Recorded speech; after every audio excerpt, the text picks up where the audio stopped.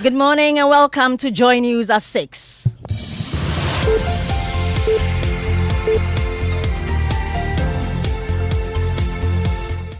The news is live on Joy 99.7 FM and hits 103.9 FM in Accra. In Kumasi, we are Love 99.5 FM and over 30 affiliates across Ghana's 16 regions, including Bedouin FM, Bunkrugu, Klenam Radio in Bato, Gaskiar FM Techiman, and Radio Wa in Wa.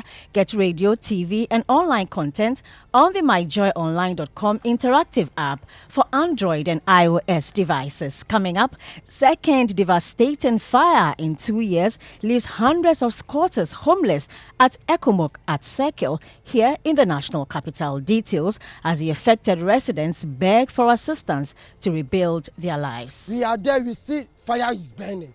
I have a lot, my fridge, my things and my money too. As you are looking at me right now, I don't even have anything to wear. It's only this my down that I'm wearing. Also, Overlord of Dagbon orders the ban of the use of firearms during funerals and cultural activities in the kingdom following growing concern about the proliferation of light weapons. The kingdom, which is gradually being threatened through proliferation, misuse and abuse of small arms and light weapons by the youth during traditional and cultural events.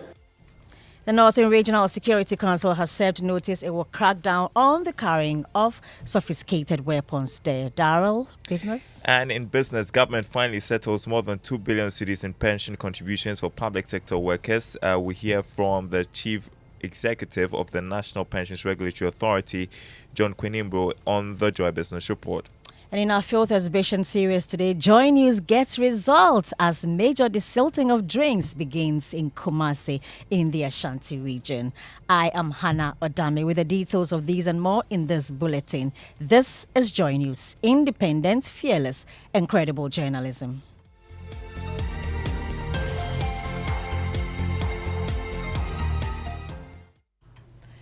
Hundreds of squatters at the location known as Ekomok at Circle here in the national capital have been left homeless after fire engulfed their makeshift structures, marking the second blaze to destroy their area in just 2 years. They are appealing to government and individuals for assistance to rebuild their lives. My colleague Michael Ashali was there and reports. Thomas was there when it all started. We are there, we see fire is burning. Then told me that one of girl was cooking inside the room, was using gas. Okay. Where he forget that he was cooking. Okay. Then the fire got. Okay. It be that I hear from the girls. Previously living on the edge in an unsanctioned area, these squatters are now homeless after the fire razed their makeshift stores. I have a lot, my fridge, my things and my money too. Zara James is a Nigerian. She came to Ghana to make ends meet, but has lost it all to the inferno. How much was in there? 31. Come again? 31 million. What was that money to you? It means a lot, but I don't have anything to say. How does this make you feel? Heartbroken. Dennis Anthony has called this place home for just 7 months, forced to settle here after enduring a significant setback in life. I couldn't take any of my things. By the time I came back, as you are looking at me right now, I don't even have anything to wear. It's only this my down that I'm wearing. For nearly 4 hours and at least 5 fire tenders, personnel from the Ghana National Fire Service managed to bring the fire under control. As the smoke clears and the extent of their losses sink in, the immediate challenge for many is finding shelter under the looming rain clouds and securing their next meal. What they want right now is for government to come to their aid. For Joy News, Michael Ashale. Moving on, the overlord of Dagbon, Yana Abukari II, has banned the use of firearms in his kingdom. He said he was aware of the brazen impunity by some youth in carrying weapons and live ammunition at various traditional and cultural events, especially during installation of regents. The overlord disclosed this when he met all 36 paramount chiefs and sub-chiefs in Yendi. The overlord raised the concern in a speech read on his behalf by the registrar of the Dagbon Traditional Council, Al Hassan Fatau, at the emergency handing over of the newly built houses for affected victims of the Gbewa Palace redevelopment project. The Yana condemned the act of lawlessness by some of his chiefs who are involved in the practice. Nanama, this meeting is called as a matter of agency to discuss and take steps towards saving the good image of the kingdom, which is gradually being threatened through proliferation, misuse and abuse of small arms and light weapons. You heard the overlord of Dagbon, Yana Abukari II, ending the report by Martina Bugri. Now, the minority in Parliament is refuting allegations of pushing away potential investors from the country through their incessant demands for government to present contracts that are multi-year in nature, including the next-gen Infraco and SML contracts to Parliament for approval. According to Roxanne Nelson Defiamakbo, that's MP for South Dai, the tag of being fearmongers placed on them by the majority for asking government to do the lawful things will not deter them from holding government accountable. We'll hear from him shortly. But first, why not listen to the majority leader, Alexander Afenyo-Markin, accusing the minority of hurting the economy with their incessant demands for government to present every contract it signs to Parliament. If businesses are hearing such news, basically they are not going to give up their best. People will keep their money, and that would affect the good people of Ghana. Every government engages the private sector. The object of that is to create space for economic growth. So if you recklessly scare of the businessmen, and where you know that what you are putting out is not true, what you are trying to do is to sabotage the economy. But a member of the minority, Roxanne Nelson Defiamakbo, says the minority is only ensuring the government respects the law that governs the country.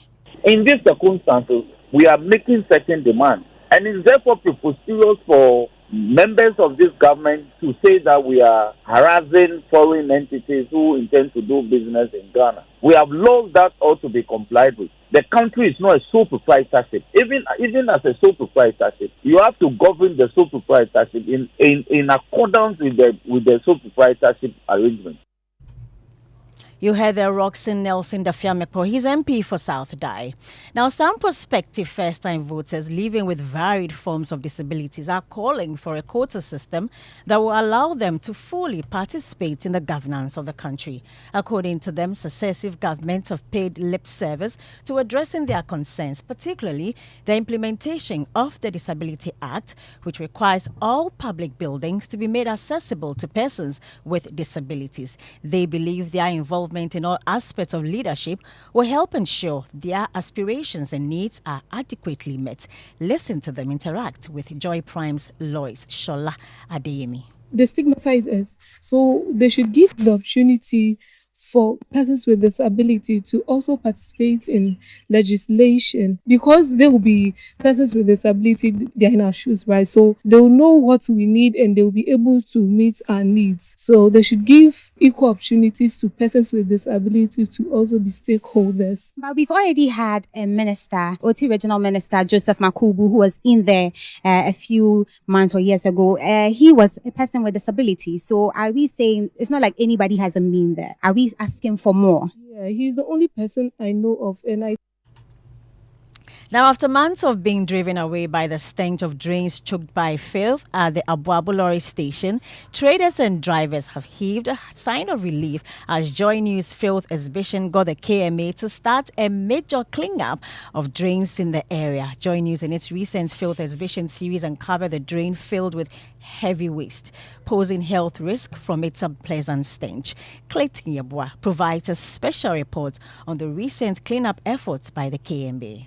The Joy News team highlighted this situation in its flagship series, Filth Exhibition. Now traders, drivers and residents beam with joy as the reportage yields results. Officials of the KMA have begun a week-long cleanup in some selected areas, including the Abuabu Lorry Station main drain. A garbage container now occupies the spot to contain trash. Traders, drivers and residents hope the new development will improve sanitary conditions in the area. Kumasi Metropolitan Assembly Chief Executive Samuel Pine, in a recent interview with Joy News, disclosed the Assembly lost over 30,000 cedis to the clearing of waste from drains in the Wayek area in Akwetia Line.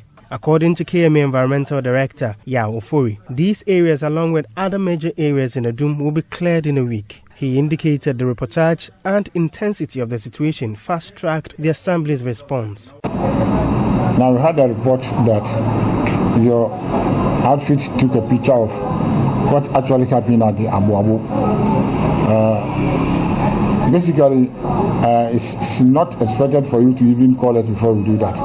We'll be doing it. And then when the picture was... Clinton Yeboah brought us that report, and with that we end the news at 6 with me, Hannah Odami, which was broadcast live from the studios of Joy 99.7 FM and over 30 affiliates across the country. The Super Morning Show team takes over. Have a great morning.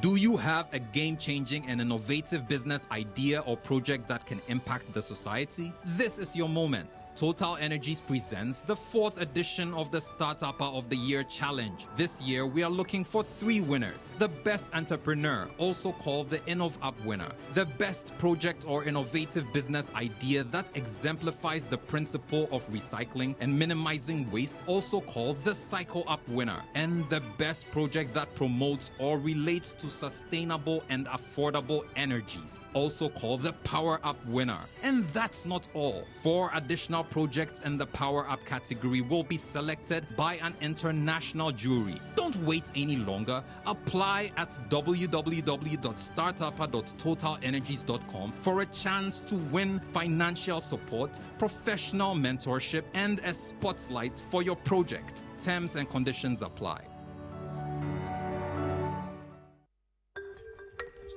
They say a butterfly flapping its wings in Accra can cause a tsunami in Bangkok.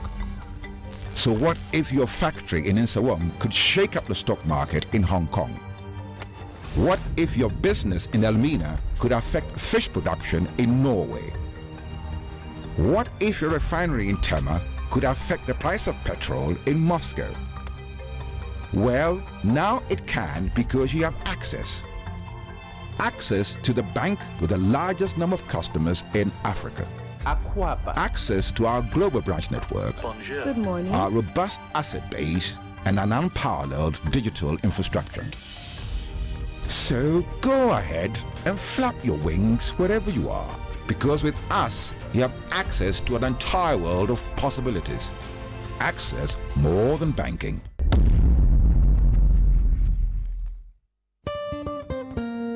No matter your water needs, Syntex has it all. Syntex Tank was first to introduce double layer tank, and now you can have as many layers as you want. Syntex Tank was first to introduce white inner layer tanks in Ghana, and now introduces the customer specs order, which will let you order any color and size you want. Syntex Tanks gives you the biggest warranty of 7 years, which no other tank gives you. So whatever your water consumption, size of project, or demand, choose Syntex Tank. Syntex Tank, stress-free. Syntex Tank, reliable. Syntex Tank, maximum guarantee. Call 0244 335 168, Kumasi 0505 555 666, or visit syntexgh.com.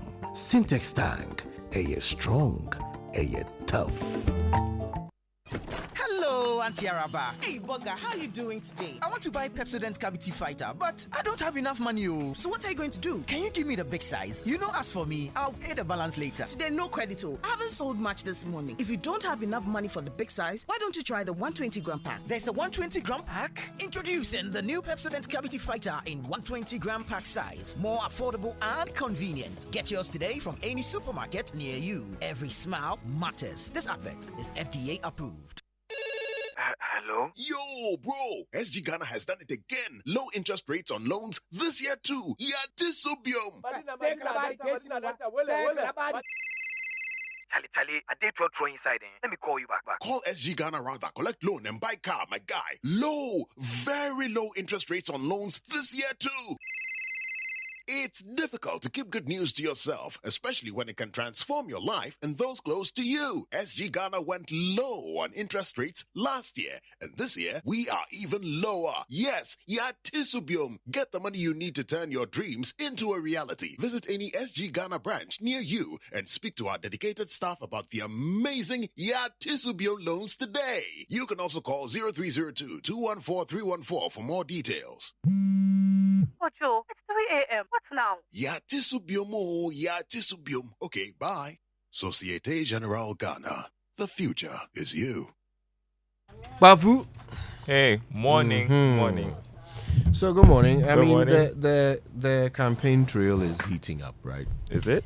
Well, I mean, it is. You can see Well, I vice see- president is going around. Yeah, he's been busy this former week. president is also meeting yeah, clergy and all yeah. of that. They're all going around and saying things, things after things. I don't know whether I'm taking them seriously. Well, have you heard anything that gives you hope in Ghana's future? Anything that gives me Anything hope. at all that makes you think, oh, these guys could actually change this nation? I've not heard anything that strikes me. I don't think so. Yeah. I'm just like you. I mean, ideas being floated around, but I don't know. Promises left and right. I will build this. I will pay you this. I will give you this. Goodies being promised to people in exchange for that. That's vote buying. Then you have the other ones who are saying, oh, we will give you, we will let you work 24 hours. As if someone stops us from working. We'll let you work 24 hours. Oh, there's a plan to it. But then when you ask them questions, specific questions, so day one, what will you do? Day two, what will you do? No. So how will you boost this particular economy? Mm-hmm. Who are your customers? Who will come and buy your things for 24 hours? Which country? Where's the plan? So you just hear the slogans. You just hear the promises. But if they tell you to point to one of these parties and say, this one will transform Ghana, what have they said to convince you of that? It's difficult, and I mean that has been the case over the years, right? Politicians making promises, we don't see them come to light, and so well, I don't know how many people are taking them seriously, but I am not. I mean, just imagine we are months away from election, the one time when people can actually express their power through their vote and choose their destiny, right, through their leaders. But then both destinies are leading to a cul-de-sac. Right. Both destinies are leading to a dead end. What do you do with this vote of yours?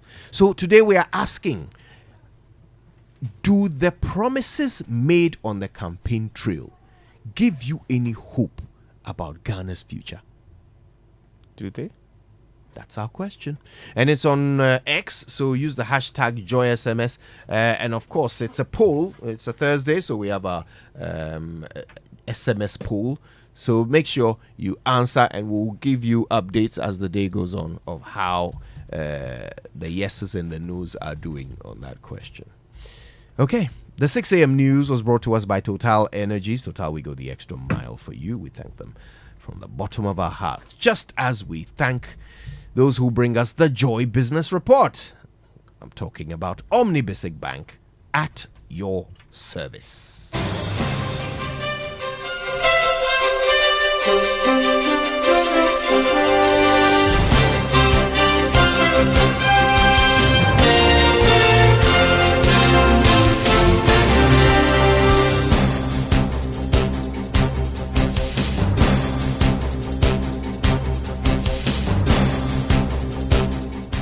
Hello, good morning. Welcome to the Joy Business Report. Coming up this morning, government finally settles more than 2 billion cedis in pension contributions for public sector workers. We hear from Chief Executive of the National Pensions Regulatory Authority, John Kweninbro.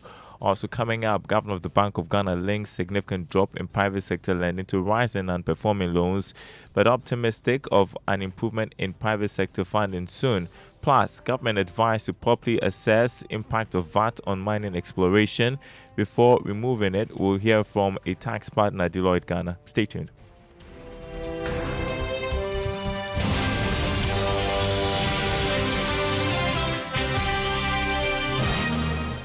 Hello, everyone. Hello to our friends listening from Kofu Radio and KTU Radio. My name is Darryl Kwao.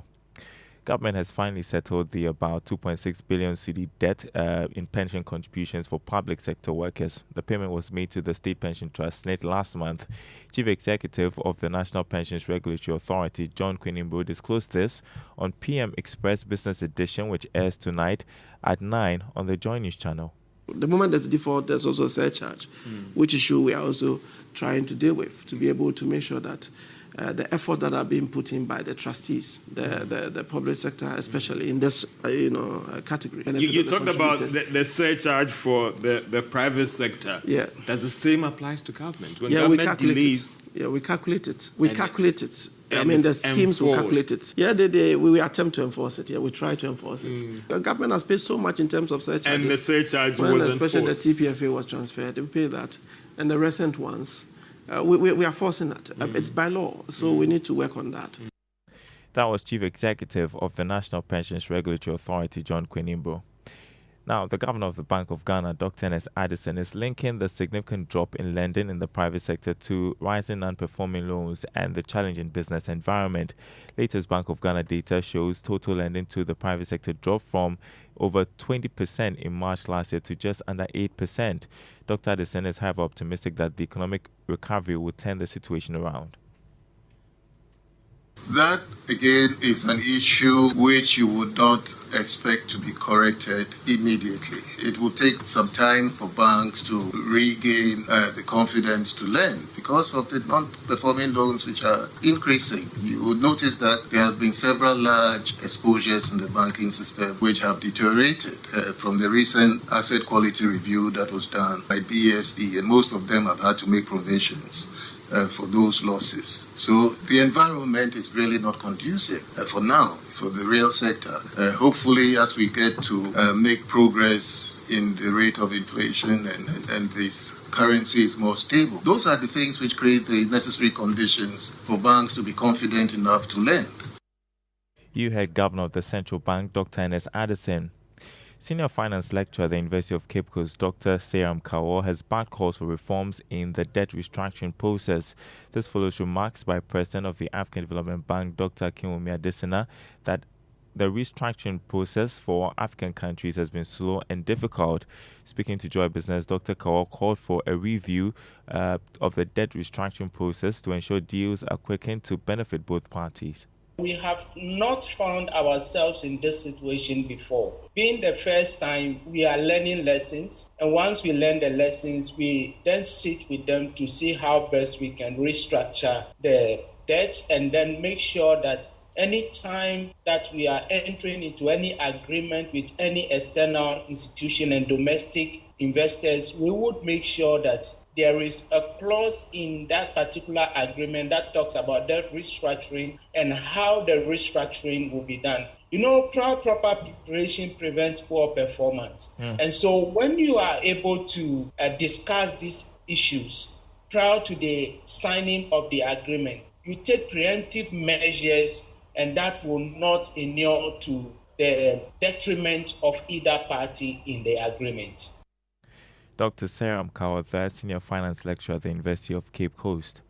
Now, government has signed a $2 billion loan agreement with Korea to help support the economy. The highly concessional facility will be spread over 5 years and will support key priority programs like infrastructure, agriculture, health, education, energy, roads, and transport, as well as ICT. The deal is coming under South Korea's Economic Development Cooperation Fund. Finance Minister Dr. Mohamed Amin Adam signed on behalf of Ghana, whilst the Foreign Minister for South Korea, Cho Tae-yo, signed for the Korean government. Senior Manager in charge of tax and regulatory at Deloitte Ghana, Gilbert Rienchi-Ado, has advised government to do a detailed analysis before reviewing the value-added tax component on mining exploration. According to him, although the move is aimed at reducing the tax burden on the exploration of natural minerals, it is important to do a thorough analysis on the tax components in order not to decrease the foreign direct investments in the sector. Gilbert Rienchi-Ado spoke to Joy Business. A detailed analysis of the cost structure, because of course, if you read what the minister said, they are looking at drilling and other laboratory cost. Are there any other cost? Its emphasis is on the VAT. Are there any other costs that could be looked at? For now, I can't necessarily speak to each cost component because it's a highly regulated sector. But the key players in the industry would know some of these things I'm positing to. And if that is done well, I think that it will help rake in the needed investment that is required for that sector to grow. And once that sector grows, I think that all other tax handles will be affected, and it will also create the necessary employment for the country as a whole. Senior Manager, Tax and Regulatory at Deloitte Ghana, Gilbert Urenchi Ado. Economist Dr. Theo Echampong has raised concern about low productivity within Ghana's agri sector, attributing it to the lack of support for farmers. His comments on the back of rising prices of foodstuff. Dr. Echampong said government must introduce some more incentives and tax waivers for farm inputs to cushion farmers. Most of the farmers, the productivity levels are very, very low. On average, the cocoa farmer is producing 9 to 10 bags, harvesting that per year. In other places, people are doing well in excess of 1,000 kilograms per hectare, so almost twice the output level. So there's an issue of productivity that we've got to address. And that, I think, can largely be done through large-scale mechanized, agriculture. But it's also then the ability to give certain incentives, tax waivers to encourage the production. We've been giving tax exemptions for all manner of weird, dodgy things in this country. We've got to put our priorities, right. And I think if we do, together with, the other interventions, it could even help address the issue of the youth unemployment that we're talking about. Dr. Theo Champo there, an economist. Managing Director of the Produce Buying Company, PBC, Derek Kwekwin-Kansa, has debunked assertions that the company owes some entities $300 million. Speaking on the AM show on the Joy News channel, Mr. Nkansa said the board is working to turn the fortunes of the company around. We still have the debts, we still have we still have the challenges. The figures are not as scary as we think it is. So, for instance, I've seen somewhere where it says PBC owes $300 million. US dollars. Is that true or not? That is false. We do have debts, but it's not $300 million. It's not even $60 million. And that's not to demean the fact that there are debts which are, so circa it was around 55 the last time we checked. So we're looking at about 600 million Ghana cedis. Yeah, some of it owed to the banks, the rest of it owed to Cocoa Board, some of it some statutory payments like GRA, union dues, welfare, and the rest. We put all of that together, and it puts us around 651 million Ghana cedis. Derek Kwekwin-Kansa, there, Managing Director of the Produce Buying Company. Now, on Investor Eye today, it is a crime to falsify documents to make a claim for an insurance product. You could face prosecution in court. Listen to Dr. Kingsley Kwabasin, Chief Executive Officer of the Ghana Insurance Association.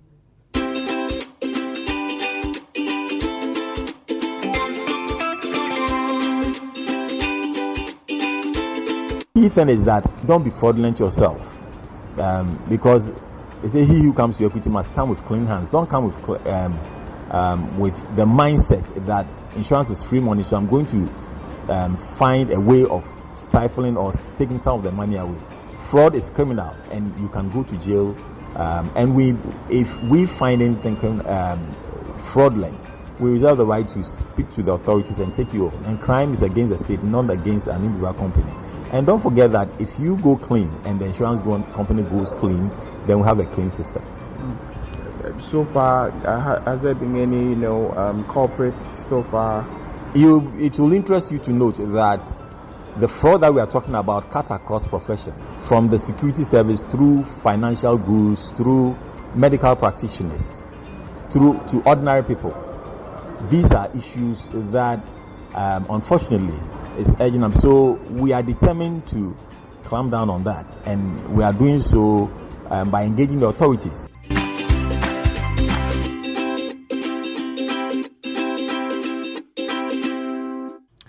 Dr. Kingsley Kwabasin, Chief Executive of the Ghana Insurance Association. With Investor Eye, do make a date next week. Before we go, let's check the markets for you, beginning with the currency market. The dollar going for 15 cedis 10 pesos, whereas the British pound 19 cedis 28 pesos, the euro going for 16 cedis 42 pesos. On the commodity market, crude oil selling this morning at $78 a barrel after going up marginally from yesterday's trading. Gold went up by more than $13, is selling this morning at $2,365 an ounce. Cocoa trading at $9,408 a ton after it lost more than $100 from yesterday's trading.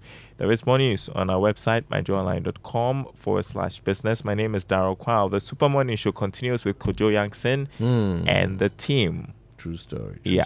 Yeah. You know, it's funny, eh? So right now, £1 is 20 Ghana cedis. Almost. Well, so I was looking through my things and I found an old £20 note in the bottom of some trousers I haven't worn in over 10 years. Wow. And I gave it to my son. I mean, he was with me. We were tidying out a closet. So he's oh, can I have that? And I gave it to him, not even thinking. I'm thinking, oh, give him 20 quid. He's rich. I've given him almost 400 Ghana cedis. £20. Yes. 400. Almost 400. But if you go into a British supermarket with £20, you can stock up for about 3 weeks if you live alone. You can buy essentials. I mean, £10 crumple will give you about a week's worth of food. How much can you buy with 400 cedis here in Ghana? Well, I mean, you can't in most eateries, you can't feed 3 people for 400 Ghana cedis. Wow. One meal. That's you true. can't feed 2 people in most places. Unless you're sharing the food. Yeah. Wow. It's serious, though. It's very serious, Kojo. Sidin, why you nonsense?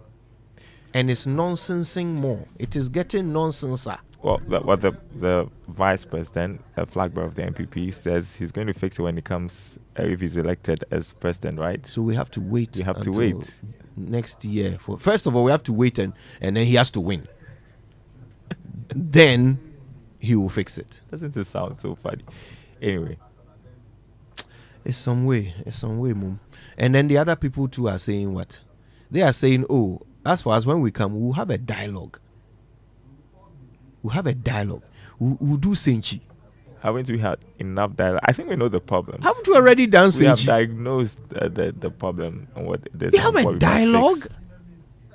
So really, of all the Harvards and the Cambridges and all the schools that these people went to, for which reason they say we should call them honorable, they can't fix this problem that other nations have fixed. Well, my point is beyond us. We know the solutions to the problem, so let's fix it. Yeah. All right, okay. No tribe. That's been a while. This is IE.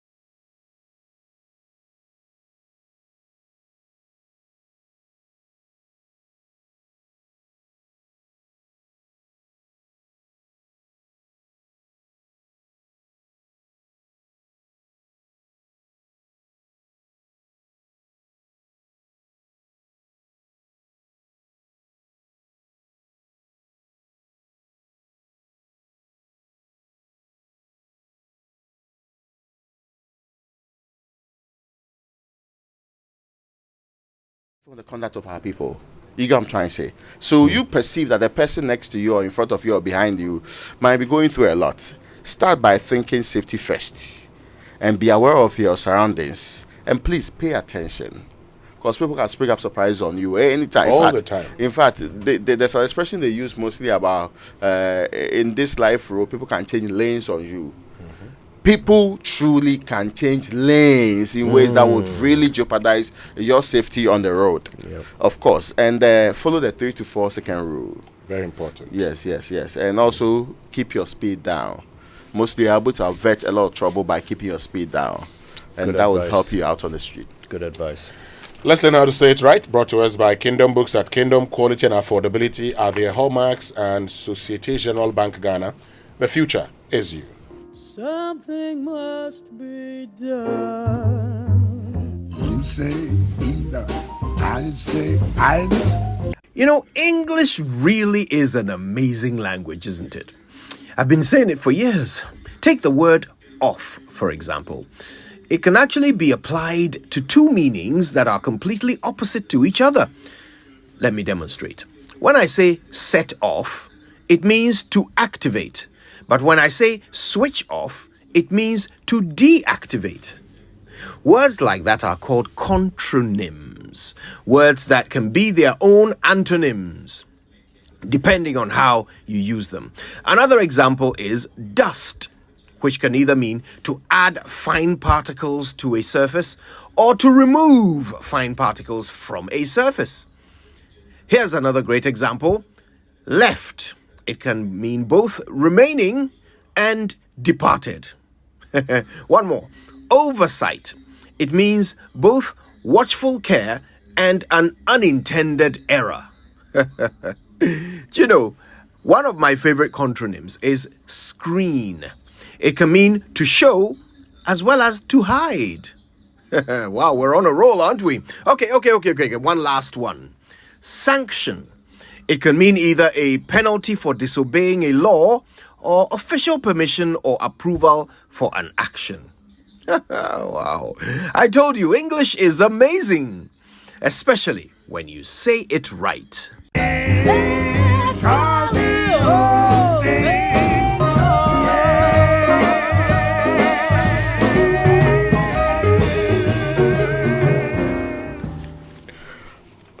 There you go. Okay, so let's get into the news review, and it's brought to us by Syntex Tank, a strong, a tough, and Access Bank more than banking. Who's starting? Let me start with the Daily Graphic. It's reported this morning, 2024 elections, Dr. Bawumia is the preferred candidate. NDC is most popular party. This is according to, there's also a 23.1% of the population going to the polls, presumably, or who are part of this poll, who are undecided. So, a political scientist. So, I'm just switching to tell you who did it so that you don't have a debate over that. So, a political scientist has been presented the outcome of a survey at a media engagement in Kumasi. He's an associate professor of statistics, research, design, and data management consultant. And he's also the director of the Research and Innovation Unit at the Kumasi Technical University. His name is Professor Smart Sapon, not Captain Smart. Yes. He said... Question, before you tell us what... Okay, you tell us what he said first. Yeah, he said a sample size of 59,547 voters were engaged for the study. Although 16,557 would have been enough for a voting population per total votes cast in the 2020 election, at 99% confidence level and 1% margin of error. And that's what he's actually been giving some detail on the study on. Yes, so... Just a question. Yeah. Did he do the survey in Kumasi? No, across the country. Of course, I mean, yes, that's what he's saying. Across the country, yes. And... he talks about popularity of political parties as against. So the key thing there is that when it comes to the preferred candidate that people want in an election is Dr. Bawumia, but the party that people are likely to vote for in the 2024 election, it is the NDC. What a strange dichotomy. Yeah, so it becomes an individual. Yeah. That's what he's saying. Yeah. I mean, it's a baseline report. Yeah. what you get from this is that people are unhappy with the NPP. But there are some people who believe that Dr. Bawumia is different and could deliver. Also, even though people are happy with the NDC, they may probably have an issue or two with its candidate, John Dramani Mahama. Now, if you're a political party reading this research, you should take it very seriously. And I'll tell you why. That's if you trust the methodology. If you trust the methodology. The NPP over the period has been doing a lot of work on Mahama. When I say a lot of work on Mahama, they always go attacking Mahama. And I've said it before, that, President Mahama is the only person that after 8 years, I still see, the propaganda of the past working on him. Ordinarily in Ghana, after 8 years, propaganda doesn't work on anybody again in our political circles. We can give the evidence. Which means the NDC has not done a good job on John Mahama. And the NDC also, while they may have done a good job on the NPP, is not doing a good job on Dr. Bawumia. Anyway, let's get into other stories. Yeah, so that's one of the biggest stories on the front page of the other one. Jinapor inaugurates Achimoda Minerals Commission office, and there's also 6 billion invested in TVET, technical vocational education. Yes, 6 billion has been invested. This according to the director, which would mean that we have all the artisans and the experts from that level driving our technical sector and our vocational sector in the country, and that we are moving slightly away from grammar-based education. I'm saying that when you invest 6 billion, outcomes are what we should be judging. Yes. Hope you get what I'm trying to say. They are creating, they are getting jobs, they are the ones predominating in the artisan sector, they are the middle level human resource and the power that we need to drive the economy, and we have them. But do we have them? Do we have systems to absorb them in the first place? Or if they're supposed to be independent, do you have conditions in the country, or let's say incentives to make them prosper on their own? Let's start from what you taught them. Yeah. What have you taught them? Well, right, because look, if the education is effective, if they walk out of that final year and they have information and know how to use it, they will generate opportunities. But if you've taught them nothing, and don't forget how you received them out of basic school, right? When they came to you, 95% of them could either not read or understand what they read. You remember that statistic, right? Yeah. Yes. But that's a long while, actually. I mean, that's 2016? Yes, it's improved a lot over the years. Well, thank God for that. But, I mean, what is improvement? So, you certainly have a majority of them still unable to read or understand what they are reading when they come to you. And then you have them for 3 years. What do you do with them? The thing about TVET, hands-on, practical education. Yes. So for me, it is not how much you invested. Yeah. While that matters is the outcome. Yeah, that's actually what I was trying to say. You see, in this country, we like it when we say, we are the only people who have invested this much in this sector. Hello? To what end? You invest in a sector and we expect results. So based on your investment, let's know the outcome. And so in other jurisdictions, they do not talk about how much has been invested. They talk about how much that investment is contributed to the economic output. Why do we always want to, do things differently in our part of the world? They don't see it as an end in itself. Yes. They see it as a means to an end. Yeah. But we will conclude that the most important part and that's the achievement. Are putting the money. Yes. Yeah. So I put in more money than you. So that is what they will come and get your votes with. They'll anyway, say, I spent this much, so vote for me. Ghana, Korea signed $2 billion deal to drive development agenda. The president is there right now. Yes, you know that the development agenda is only for Ghana. And again, I've been saying this. This is South Korea we are talking about. How much? Same people. How much? $2 billion. See, South Korea. That were better than during independence. Yes. They are now giving us $2 billion. In fact, now their per capita income is more than, that's about 10 times our own. The last time I checked was $48,000. See, these are the things that my people should be thinking about. We should be ashamed. We should be sitting back. We should be bowing down our heads in shame and say, no, we can't descend to this level. So I'm expecting that to reflect in the campaigning, in the thinking around what we do, so that we will not allow boys that were better than previously to now beat us and be handing us some development agenda. Yeah. Raymond, the Ghanaian Times which has requires that the entire state is in South Korea to go and receive 2 billion arrangement. Over a 5-year period. The Ghanaian Times captures that same story. It says Ghana secures $2 billion financial deal to implement key projects over a 5-year period. Yeah. You know my interview with Professor Opoku Asari? Yeah. Asari Opoku, he said something. He says, borrowed water does not quench thirst. And you can best wipe your tears with your own fingers. The one that even struck me the most is that yeah.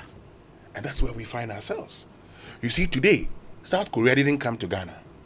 South Korea invited African leaders to South Korea. They say they have the South Korea Africa Summit. That's how low as a continent and as a country we've sunk. That today, that's what we have to do. But you see, when I mean, and even that, my brother, 2 good years ago, the Kenyan president was all over the place. You know that clip? That they have started the business of going to countries. This one say Africa, then 54 leaders, they have packed themselves into airplanes and go and sit there and have conversations with them. If you want to talk to them, talk to AU. They'll hear the story. What has changed? Anyway, let me get you into other stories. And co, that's why they are able to go. I want to share something, and I mean something that the VRA put on. It's just, the source is the VRA, Water River Authority, so that people. Whatever it's also on the front page of the Ghanaian Times. I was going to say the Daily Africa. Whatever you do with it, just listen to this carefully. What Volta Lake level at the Akosombo Dam? Currently, that's 2024. Water level as at 5th June is 266.06 feet. Water level as at 4th June 2024, 266.12. Now go back to last year. Water level as at 5th June 2023, 265.42. Mind you, the water level currently is higher than it was last year. Yeah. And water level as at June 4th, 2023, 265.45. Just think about it. So what you're saying is that last year's levels led to a massive spill later in the year. And this year, same time this year, our levels are even higher. Yes, the levels are higher. Let me get to other stories here. Lands Minister inaugurates a 5 million ultra-modern Achimodam Minerals Commission Office Complex. Okay. Then there's retain part of profit in Ghana, Asante to mining companies.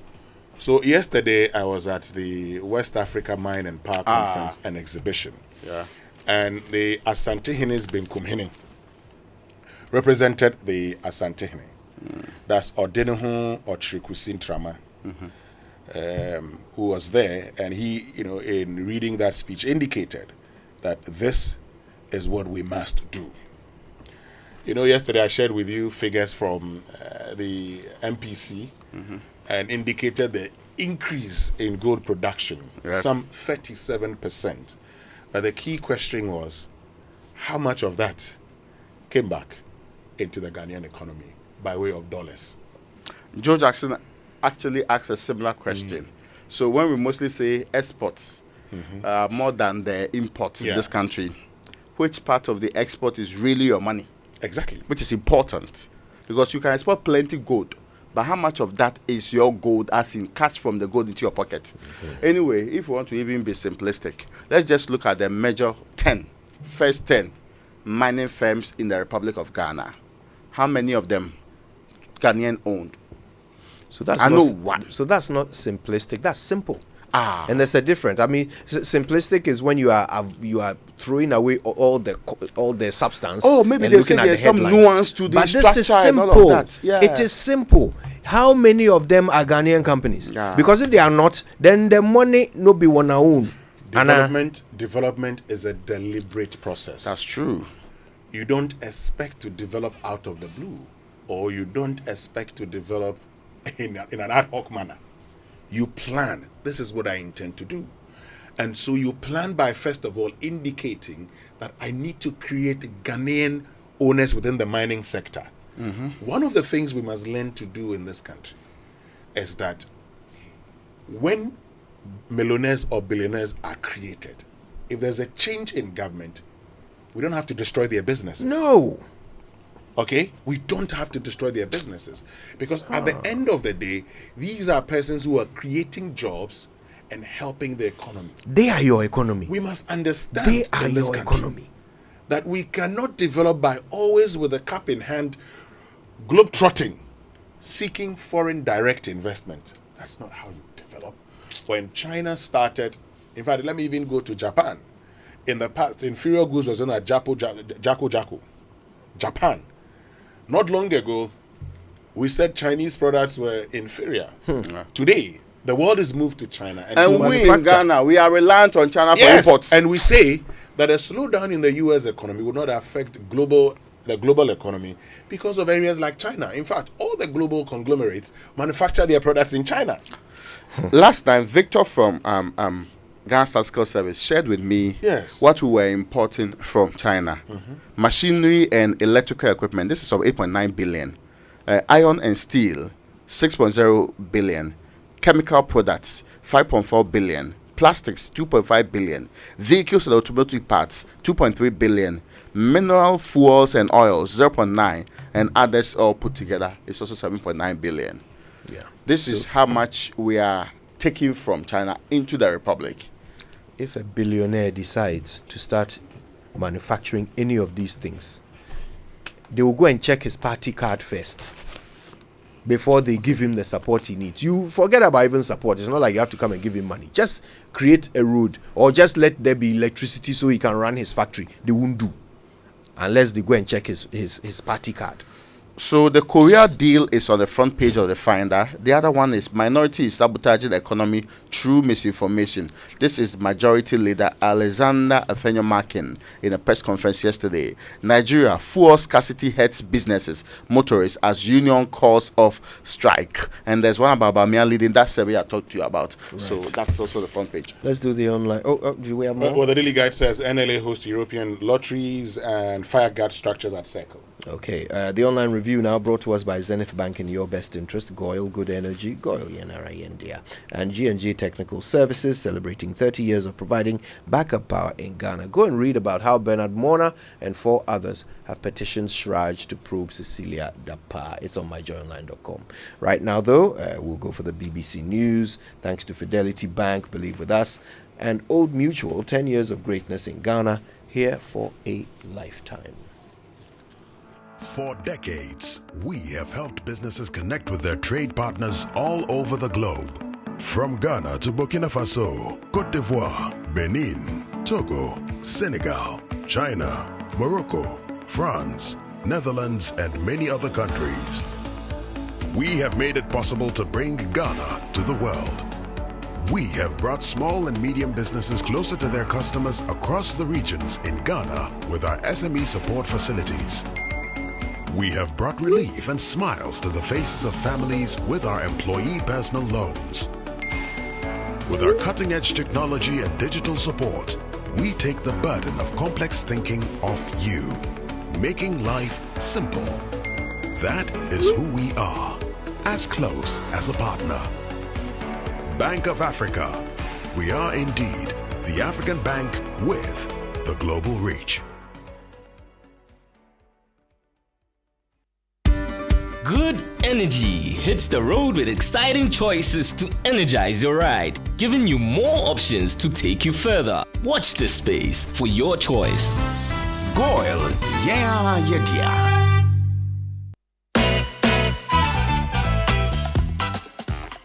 What name brightens the streets, homes, and businesses of Ghana?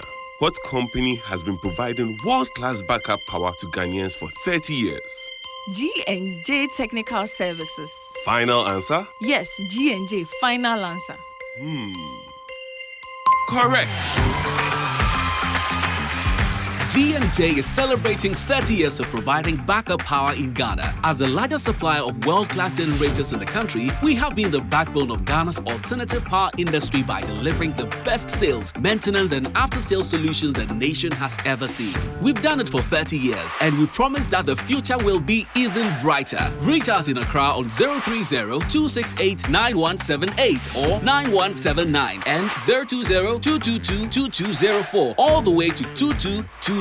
And in Kumasi on 020-222-236 or 020-222-2220. Say donut, donut, donut, donut. Hey, donut, donut, donut, donut. Donut, donut.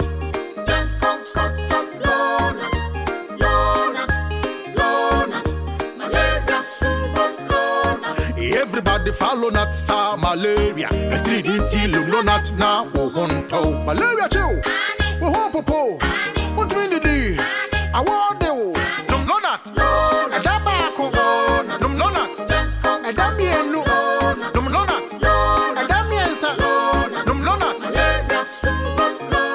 No. Lonat scatter malaria. Lonat ide scatter malaria. A quality product from Blaze GVS Pharma. Yen shishemu hu se malaria wa wumujam ansana wanum Lonat. Na nam yen search na malaria no daso wo ho ko hu dokota. This advert is FDA approved. Hey, Walambo. Hey, I asked him to buy me original politics. Hey, please don't make mistake. Talk to Papa. Open the back mouth. And ye politics no girl. Ya there. Hey, Papa. Papa, can ruffle. The politics is original. The first and the best. What is? Ukota also for dear acrobat to use to be. Politics, yes. Well, I say I'm the massive run and come in. I know the scene is for the dance and sing.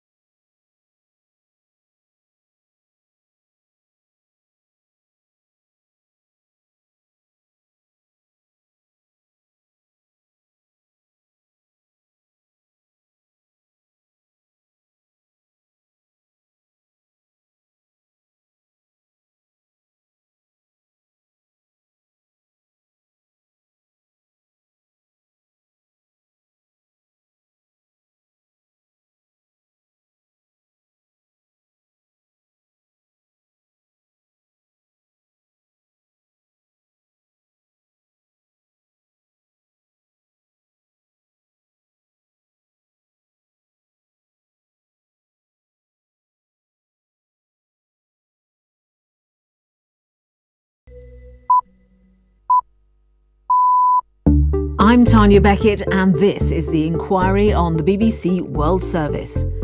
A law that threatens to weaken the voice of democracy. We will no longer have the civil society. We will no longer have free media, which means that Georgia will not be able to build democratic institutions. A small yet significant country in Eastern Europe is heading towards political uncertainty. If you are eliminating all potentially opposing voices in the lead up to the elections, then you're only leaving your ruling party as the only candidate that could win it. In the face of public opposition, Georgia appears to be aligning itself more closely with Russia.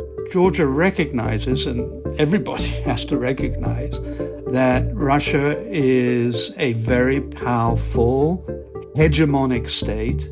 This week on The Inquiry, we're asking, is Georgia turning its back on Europe? Hello, I'm Justine Green with the BBC News. Israel's military has struck what it said was a Hamas compound inside a UN school in central Gaza. Reports say more than 20 people were killed in the attack. Here's Yolan Nell.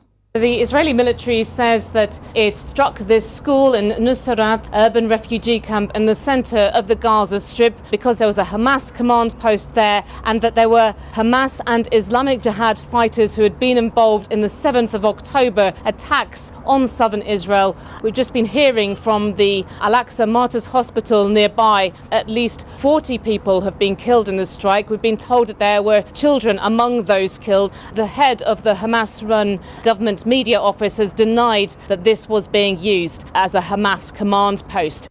Polls have opened in the Netherlands, the first country to vote in continent-wide elections for the European Parliament. Around 370 million people in 27 EU member states are eligible to cast their ballots in the coming days. Anna Holligan reports from The Hague. The cost of living crisis is expected to have a significant impact at the ballot box. Resistance to green policies has ignited across Europe, driven by a perception that individual citizens, businesses and farmers are being asked to pay too high a price for the green transition. In many countries, including the Netherlands, radical right parties have sought to blame immigration for rising rents and a shortage of affordable homes. Many people are disillusioned with the way in which politicians have responded to these challenges. And for some, this voting marathon is an opportunity to express their frustration. Myanmar's opposition and local residents have accused the army of killing at least 50 people detained in the village of Byepu, close to Sitwe, the capital of Rakhine State.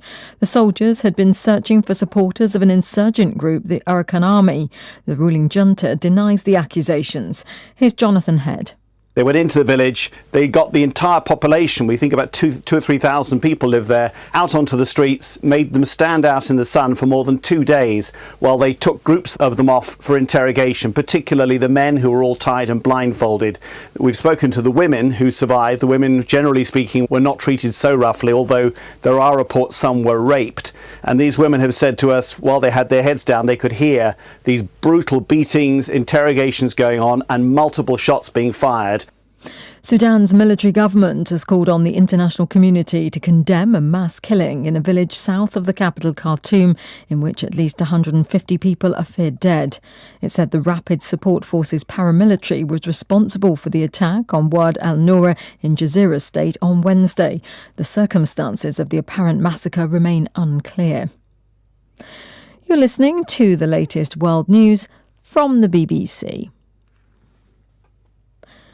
World leaders, including President Joe Biden, are in Western France for the climax of 3 days of ceremonies commemorating the 80th anniversary of the Normandy D-Day landings. The mass beach assault marked the beginning of the campaign to drive Nazi forces from Western Europe during the Second World War. Katja Adler reports. Cohesion and unity, steadfast support for peace and democracy. These are the messages leaders like to deliver at big D-Day ceremonies. But a new war in Europe hangs over today's commemorations. Russia, a key ally in the Second World War, is absent. President Putin not invited.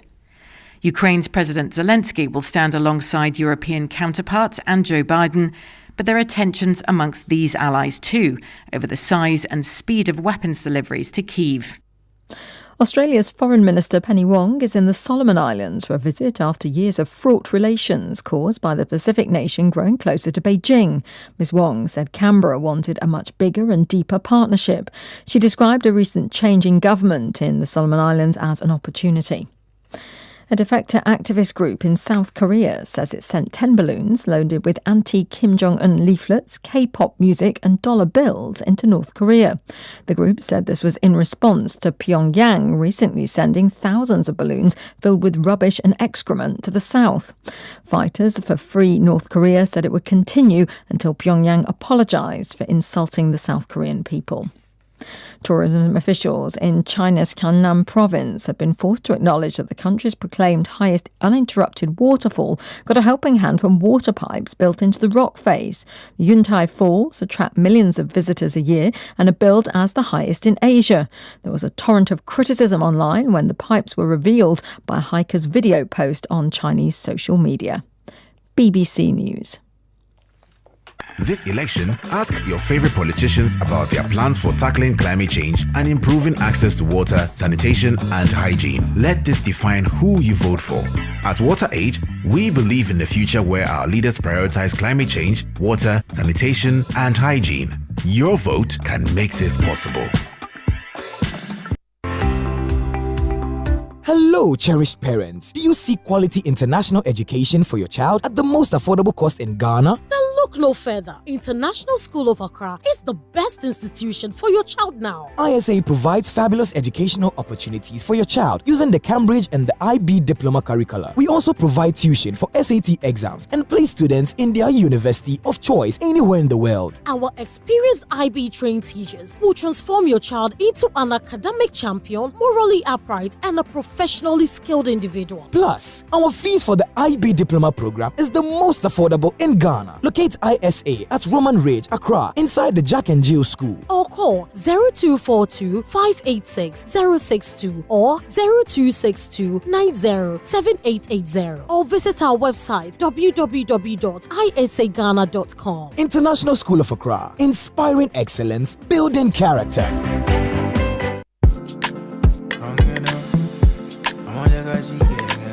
Coffee in your cup and joy on the set. The Super Morning Show is always the best bet on Joy 99.7 FM.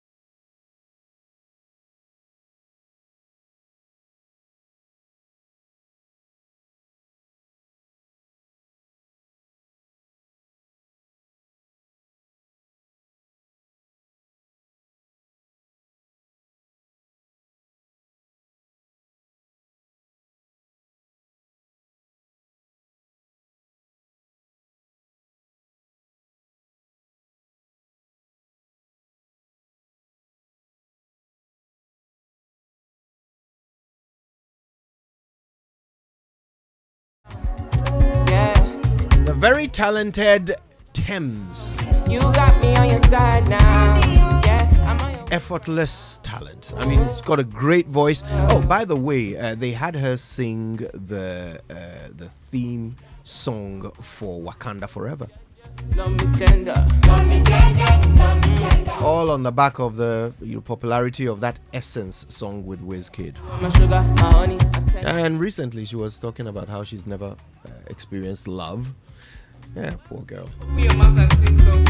Have you ever experienced love? There are many volunteers willing to attempt to demonstrate. Have you ever experienced love? Pardon? The number you have dialed is out of coverage area. Good morning to Mrs. Tete, Dr. Tete's wife, who's busily listening and enjoying the music this morning. Yeah. All right, well, it's the Super Morning Show on Joy. It's 12 minutes past 7, and today the question is really a simple one. Let's not even beat around the bush. Look, do the campaign promises that you hear give you any hope in the future of the nation? What are the promises? What are the promises anyway? I mean, we keep hearing them. It is possible, it is this, it is that, 24-hour economy, the blah, the blah, the blah. Do any of them make you feel any sense of hope for the future of your nation? That's what we're talking about today on the Super Morning Show. And of course, there's a poll up on X. We want your answers to that poll. So you can go and vote yes or no to our question. And then, of course, you can share our poll with a few comments and thoughts of your own. We'll read your posts on that topic right here on the Super Morning Show. What ideas will drive our next industrial revolution from Ghana? What ideas will drive it? Who's leading the charge? Which institutions of state are supposed to be developing that? Let's take energy, for example. Who's thinking our next 50 years when it comes to energy sufficiency? Who's moving us possibly into the green economy? Whose ideas are we relying on for all of these things? And how does it fit into the various manifestos that are being crafted today? What are we doing to make sure we never in the Republic of Ghana do a domestic debt exchange program?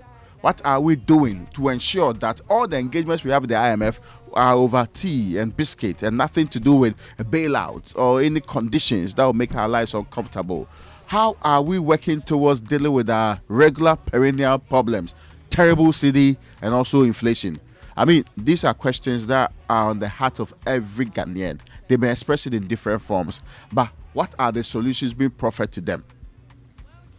Exactly, Raymond. And what are those solutions? I mean, you've heard about talks about, well, a 24-hour economy. You've heard issues about, blockchain technology in the next 4 years. But do these issues really address the problems facing us as a country? What are the problems facing us as a country? Today, you've complained about high prices of basically everything. And you're told it's because of the depreciation of the Ghana cedi. You're told because we do not produce enough. You're told, well, there's a balance of trade surplus. But how come that is not impacting on the Ghanaian cedi? Well, that's just because ownership of the Ghanaian economy is an issue we hardly talk about in this country. How many of us own this economy? Is it a case of the consistent globetrotting for foreign direct investment coupled with the tax incentives hurting us as a people? Is it about time we looked within? That favorite poem says, for all things look to yourself. How well have we looked within? That's a conversation we will have. And if you're listening, you have to understand how important this question is. You have to understand how serious this is. We're about to enter an election, the only opportunity we have to make decisions that affect our destiny. And just in case you've forgotten, you are living in the Republic of Ghana. You are a citizen of Ghana. While others are putting people on the moon, we are still weeding with hoe and cutlass. The people that we started off with, the people that we started before, the people that we had a head start on, are now giving us aid. They are now dashing us money. They are now funding projects and telling us how to spend the money. They are now calling us, inviting Africans to their nation, to the summit, and giving us coins. This is the same Kwame Nkrumah's Ghana, the same Yasantua's Ghana. In fact, the same Komfo Anokye's Ghana. We did wonders in this country. But today we are still weeding with hoe and cutlass, while others are sending people to the moon. So this question is an existential one. What are you hearing on the campaign trail that is giving you any kind of hope in the future of our nation? We'll get to it today. Stay with us. But of course, the poll that we put up asks, do the promises on the campaign platforms excite you about Ghana's future? And so far, we have 161 votes. Okay? And out of the 161 votes, 7% say yes. 93% say no. Go add your answer and let's talk about it right here. This, of course, alongside so many other things, including sports, food for thought, and your birthdays coming up in quick succession between now and 10. Don't touch your dial. This is the Super Morning Show. Wake up to joy, joy, joy. Sunshine and joy in the morning time. Yeah. Wake up to the Super Morning Show. Yeah. Wake up to joy.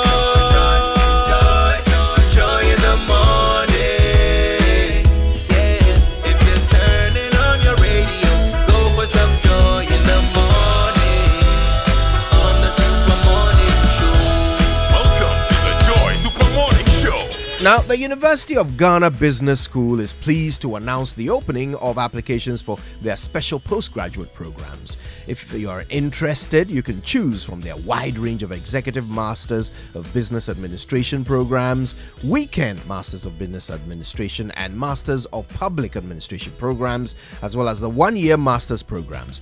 Potential applicants and the general public are specially invited to the virtual information sessions for their postgraduate programs on Thursday, the 6th of June. That's today, by the way. And again on Wednesday, the 19th of June at 4 p.m. each of those days. The link for the information session can be found on all University of Ghana Business School social media platforms. If you want to know more, go to the University of Ghana Business School website, which is ugbs.ug.edu.gh, or call 0501 581 492. You can also try 0501 581 493. And the Pan-African Payment and Settlement System, PAPS, is now live at Fidelity Bank. Imagine sending money to your loved ones or business partners across Africa instantly and in Ghana cities. Well, don't wait for days for transactions to clear. No more expensive fees, just fast, secure, and affordable payments. PAPS is here, and Fidelity Bank makes sending money through PAPS easy. Visit any Fidelity Bank branch and start sending money across Africa instantly to Nigeria, Gambia, Liberia, Guinea, and Sierra Leone. Fidelity Bank, believe with us. Now, every time we eat, food and sugars are trapped between our teeth, leading to tooth decay, gum disease, and also in some cases foul breath. Brushing your teeth every morning and night with Pepsodent Cavity Fighter gives your teeth the protection they need, leaving you with 10 times stronger teeth.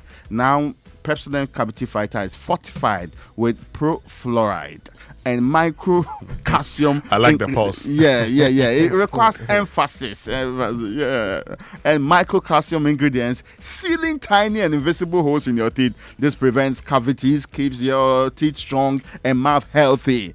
Pepsodent Cavity comes in the 175-gram Big Family Pack, 120-gram Ejakwa Pack. There's also the 65-gram and the 12-gram sachets you can get if you always get what you want and can afford at any time. Don't just use toothpaste that brush your teeth. That's the warning. Use Pepsodent that protects the entire dentition. Put it in proper context. Always remember to brush your teeth in the morning and before you sleep at night, ladies and gentlemen of the press, as is established. Anopa and before you sleep at night. Pepsodent has been educating Ghanaians on how to brush their teeth for 25 years. Pepsodent is recommended by the Ghana Dental Association. Pepsodent give you the opportunity to talk to a dentist for free. Call this number now if you want to do so. 0800 161 000. If you want to save your teeth today, you can get Pepsodent at any shop near you. Call our customer care center on toll free 0800 2030. Pepsodent, every smile matters. Now, J&J, your reliable alternative backup power solutions provider, is 30 years old, and they want to thank all of you for being part of this journey. Now, as they embrace the future with brighter hopes, they look forward to providing you with the best backup power service to your homes, offices, churches, and more. They are still the largest backup power supplier in the country, and with their 24-hour service delivery, they are poised to give you the best brands in backup power and after-sales service. You can find G&J in Accra off the Mortuary Road to Kolebu, or you can call them on 0302 689 178, or you could try 0302 689 179. They are also in Kumasi. Give them a call. So which bank in Ghana is always at your service? Omnibusy. Which bank is ready to assist you with your 24-hour state-of-the-art contact center? Omnibusy. And which bank is Ghana's fastest growing corporate bank and bank of the year 2023? Raymond, Omni Abaze. Basic. Thank you. At Omni Basic, we always at your service. So call us on 0307 086 or 0302 758 555 or 0800 100 790. That's toll free, or visit any of our branches nationwide to open an Omni Basic bank account today and enjoy exceptional customer service. Omni Basic at your service. Now, a poorly maintained car engine can age faster. That is why we offer the specially formulated quartz engine oil with age resistance technology. It's a breakthrough innovation that ensures optimal performance for your engine and improves protection against mechanical wear by up to 74%, even under extreme temperatures and pressure. Choosing quartz from Total Energies is choosing the engine oil that keeps your engine running efficiently and effectively. Quartz, keep your engine younger for longer. Right, KingdomStoreOnline.com is where you need to go for quality office essentials, equipment, furniture, and stationery. You can pay for whatever you like across the website with Momo, and they'll deliver to your home or office in very good time. Now, you can get free delivery to your homes and offices within a very reasonable time as well, and terms and conditions do apply. You get free delivery if you're in Accra or Tema. At Kingdom, quality and affordability are their hallmarks. And to the businessman, trader, and parent sending money to loved ones and business partners, thanks to Access Bank and PAPS partnership, you can now send money across border hassle-free. And now you can send money to pay for goods and services, make business transactions, and cover school fees across Africa without worrying about foreign exchange losses or delays. It's straightforward, secure, and keeps your mind at ease. Benefit from instant payments across Nigeria, Liberia, Gambia, Guinea, and Sierra Leone with zero foreign exchange hassle. When you send money in cedis, it will now be received in any other currency by the recipient. For more information, visit our website ghana.accessbankplc.com or call our toll-free 0800 004400.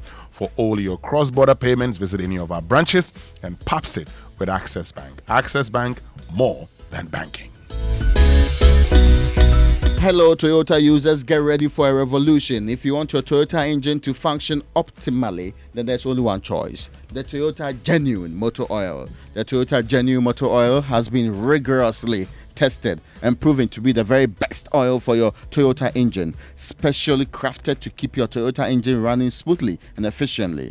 The Toyota Genuine Motor Oil is available at all Toyota Ghana branches across the country. Nothing, absolutely nothing, makes your engine happier than the Toyota Genuine Motor Oil. For bulk purchases or distribution, contact Toyota Ghana on 0302 429-801. Toyota Ghana Company Limited is proud to be associated with the Joy FM, Joy News, Drive Safe Safety Tips on the Super Morning Show right here. Toyota, superior quality. All right, sports, birthdays, and food for thought.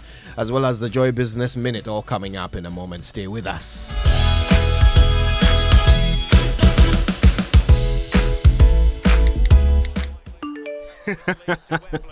Hey, so as for you, every day you are just pressing your phone. Why? Are they paying you? They are, Oma. Eh? The more I use my MTN, the more points I get. And I can use those points to get airtime, data, and even discounts at shops and restaurants. Hey, so that is why all of you are always pressing your phones. And you won't tell us, so that we too we can enjoy some. Oh, ma.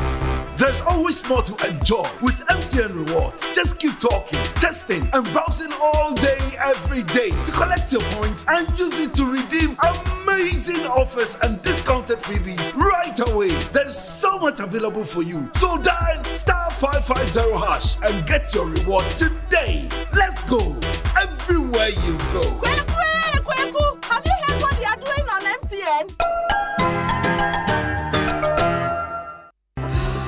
Imagine a world where your home or business is powered by the sun's boundless energy. Picture your rooftop transformed into a solar sanctuary, radiating with eco-friendly vibes and city-saving brilliance. Well, dream no more. With Standard Chartered's renewable energy loans, you can turn this dream into a dazzling reality. And guess what? Our renewable energy loans come at very low rates. That's right, we are not just offering loans, we are offering the keys to your solar-powered kingdom. Say goodbye to high electricity bills and step into a new world where every watt generated is a step towards a brighter, more sustainable future. So if you're ready to take control of your energy destiny and switch to solar today, give us a shout on any of the following phone lines: 050-153-5789, 050-153-5790, 0244-674154. Let's chart a course for a brighter tomorrow and make your solar dreams shine brighter than ever before. Standard Chartered, here for good.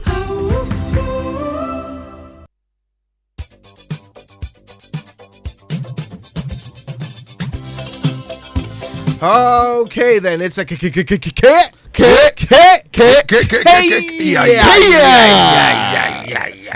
birthday messages on the Super Morning Show are brought to you by MTN. Everywhere you go. And Bank of Africa, the African bank with global reach. Bank of Africa, as strong as a group, as close as a partner. And let me say congratulations to you, Bank of Africa, for making my brother enjoy birthday yesterday. Oh, yesterday he was raising his fine. shoulder in the Batakari as if he's not been crowned president of this republic because of what you people did. Of course. We had that goodies coming his way.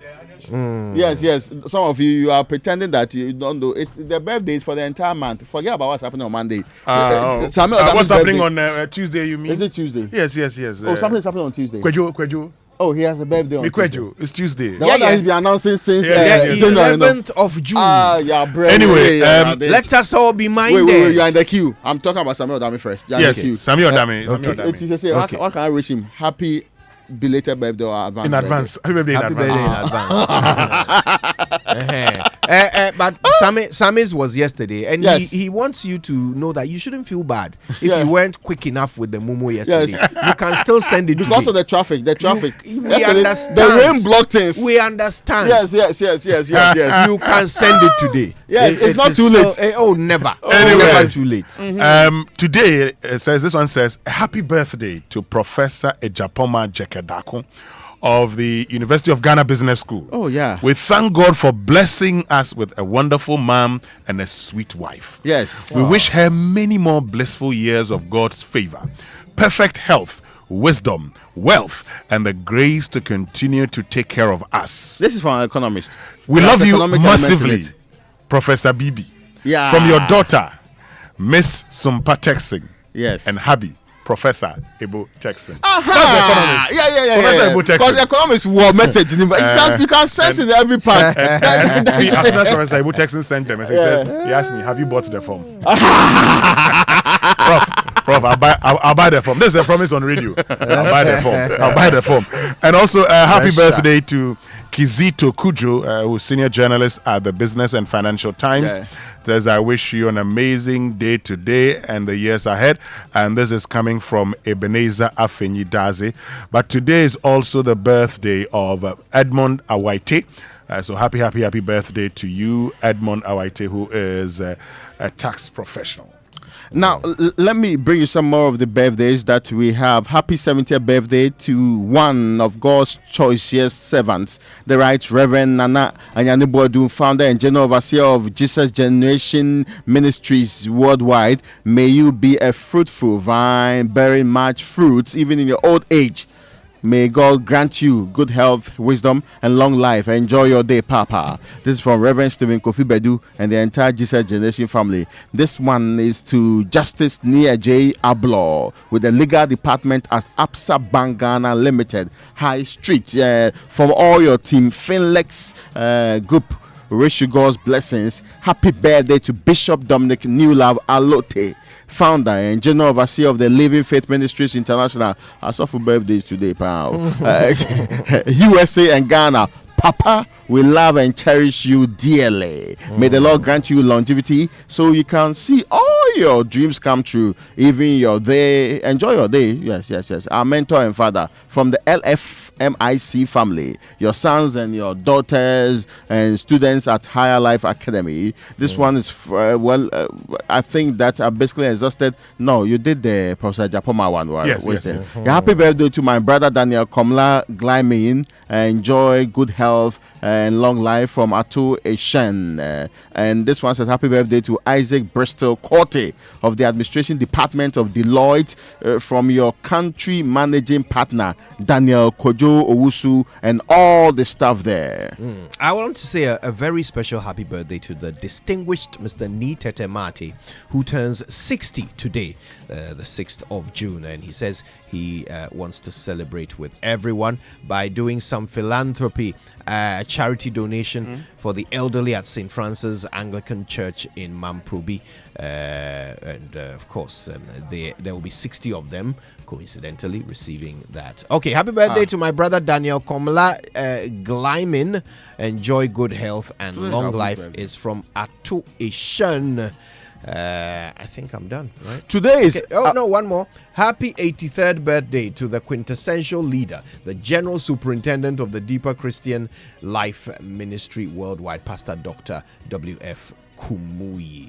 Abubakar Ibrahim of My Joy Online. Oh, Senior Abu. Yes, today is Abu's birthday. Abu has never done party before.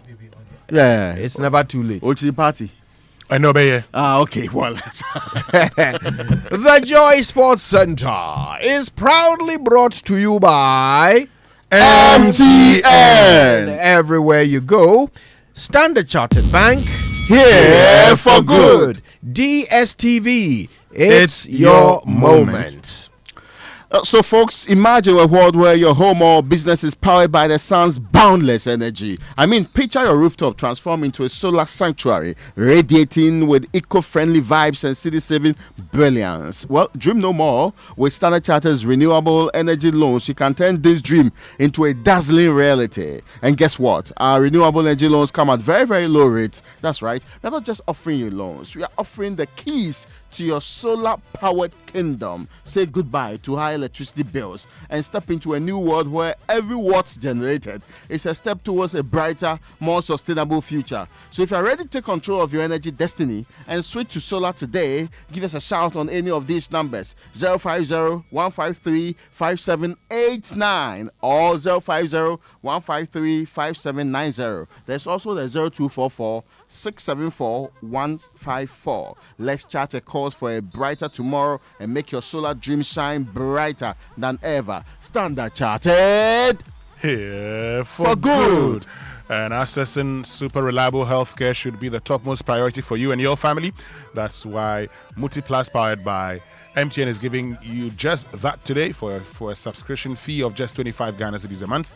Paid on Momo, you can now sign on to a health subscription plan that gets you unlimited access, access to unlimited in-store consultations with qualified healthcare professionals and over 160 covered medications and tests at participating pharmacies in the Ablekuma, Sakaman, Dansum, and Mamprobi and Kaswa Township. And the favorite part is there's a dedicated nurse at the Muti pharmacy who can teleconference a doctor when you need it, so you can access the best consultation services. And to get this great product, all you have to do is download the Ayoba app and sign up today with your Momo account. So just download the Ayoba app and sign up with your Momo account. Take charge of your health conveniently and affordably. Sign up for MultiPlus today, powered by MTN. Thank you very much, Winston. Good morning to you, and good morning to all of you. Welcome aboard to the Joy Sports Center with me, Fentu Tahiru Fentu. Coming up over the next 10 minutes, we'll look ahead to the Black Stars game against Mali later tonight in the 2026 World Cup qualifying. We'll also tell you which group the Black Princesses have been placed in at the Under-20 Women's World Cup. Also, Great Olympics did themselves a big favor in their relegation fight with a very pivotal draw against Dreams FC yesterday. But let's begin from the Black Stars. They have slipped down into 5th position in Group I of the 2026 World Cup qualifiers following a win for the Central African Republic yesterday. They beat Chad 1-0. With only the group winner securing automatic qualification to the Canada, USA and Mexico tournament, Ghana must win today's third round game against Mali in Bamako to move back into contention. Last night, the Black Stars concluded their preparations with a final training session at the 26th March Stadium ahead of tonight's pivotal game. Before that, Otto Addo spoke to the press and said his team has no option than to win. It's a very important match today for us. We have to win. This will be the best to guarantee our chances to qualify for the World Cup. But we know it's going to be very, very tough. Mali has a very, very strong team. They showed recently in their games, if it's against Nigeria or Cote d'Ivoire, how really good they are. They have a lot of young talents in their teams, and in the FIFA World Round list, they are above us. So Mali is a great team. It's very difficult for us to beat them, but we have to try. They're 1 point above us, and we have a good team as well. In the FIFA World Round list, they are above us. So this shows how good and competitive they are. They showed in the last game against Nigeria how good they are. That's Otto Addo. Thomas Partey will captain the team. He's not featured for the Black Stars in 7 months due to recurring injuries, but the Arsenal man is confident his long absence will not hinder his output. I think Mali have a strong team. They showed in their recent game, as coach said, and we have to do our best. We have to try and stop them, stop their best players, and also concentrate on our way of playing and try to get the results we want. I've played a lot of games for the national team. I know how we have to play. I know the system that the coach wants, and I think with the experience I have, I'll be able to, to get the team together and also to lead the young players who are coming in to be able to get in quite easily. That's Thomas Partey. Now, one man who knows what it takes to win crucial games like tonight's against Mali is Ghana's former captain and all-time top scorer, Asamoah Gyan. But he says he's unsure what to expect from the current team in Bamako. A team, you are not in the squad. You see individual players doing well in their clubs, great players. When they come together, that is where you cannot predict. I can say, you're best sure because I support Ghana, but I don't know the caliber of the team, how they are going to perform. Honestly speaking, our performances recently, wishy-washy. We all have to hope for the best. How they're going to approach the game in Mali, because we all want Ghana to qualify. People want to see their families in America. I'm very confident about this team, but I don't know how they're going to approach the game though. That's Asamoah Gyan with his very candid views on tonight's game. It's at 7 p.m. and you can be sure to follow us on social media, Joy Sports GH, for live updates, and also on myshowonline.com/sports. We'll have every story there for you. We also have a preview on X Spaces at 4 p.m. It will be hosted by Daniel Cranting on the Joy Sports X handle. Now, yesterday, Ghana's Black Princesses, that's the female under-20 team, they were drawn in Group E of the 2024 FIFA Under-20 Women's World Cup.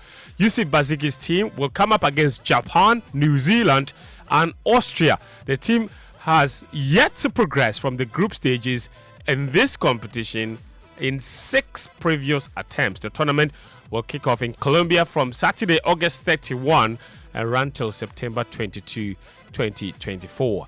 Speaking about the team, the head of PR and strategy at the Ghana Football Association, Neil Armstrong Motagbe, has assured that the association is doing everything possible to ensure their bonuses for qualifying for the tournament are paid. Each player is owed $6,000 in bonuses in their run to this competition. I would say to those who have outstanding balances or outstanding allowances being paid, every effort is still being made to get them to be paid. But like you have rightly said, going forward, we wouldn't want these delays. I believe that over time, this will be a thing of the past. That's Neil Armstrong Motagbe there. Now, Great Olympics, they have taken a massive step forward in their bid to maintain their Ghana Premier League status for next season. They held Dreams FC to a goalless draw at the Accra Sports Stadium yesterday in an outstanding game to move out of the relegation zone. Ahead of this weekend's game against Hearts of Oak, Victor Achutamaklu, who watched the game last night, has been looking at the implications of the 1 point for Great Olympics yesterday. They now need to win against Accra Hearts of Oak, who they face on Sunday, and Royal Tamale United on the final day of the season. Oli have 40 points from 32 matches and are 15th on the league table, while Hearts of Oak have 1 point more and are in 13th position. The Phobians will end the season away to Bechem United. Meanwhile, Dreams FC have moved to 12th position with 42 points and have 3 games remaining. The first of those will be against Accra Lions on Saturday. Then they play Royal Tamale United in an outstanding league game on Wednesday. And then the FA Cup holders will conclude the season at home against Aduana Stars the following Sunday. That's Victor Achutamaklo of Joy Sports there. Now, one team guaranteed Premier League football next season is Young Apostles. They confirmed their promotion place after beating Techiman Heroes on penalties on Sunday. Their coach is Abubakar Adams. He led this 12-year-old Wenchi-based club to this historic feat.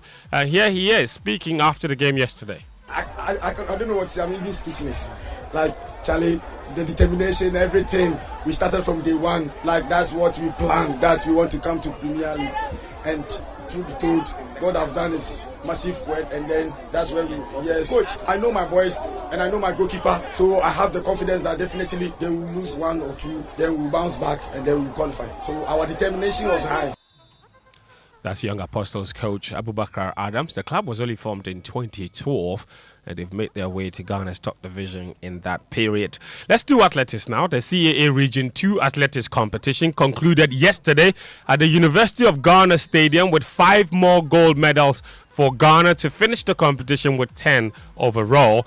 Joy Sports' Daniel Cranton has a wrap of the action from yesterday. Team Ghana closed out a successful second and final day of the CAA Regional Championships with 5 additional gold medals. David Nakosi claimed his first ever win in an international competition, winning gold in the men's 1500 meters. Gariba Sakat ensured there was more celebration, winning an unlikely gold in the women's 5000 meters. Mary Boachi claimed her second gold medal of the competition, winning the women's 200 meter final after Tuesday's triumph in the women's 4x100 meters. Ghana's 4x400 meter team, led by gold medalist in the individual race Abdul Wahab, also won gold in the event. Kennedy Okansi then beat favorite and African Games champion Evans Kadman to claim gold in the men's high jump.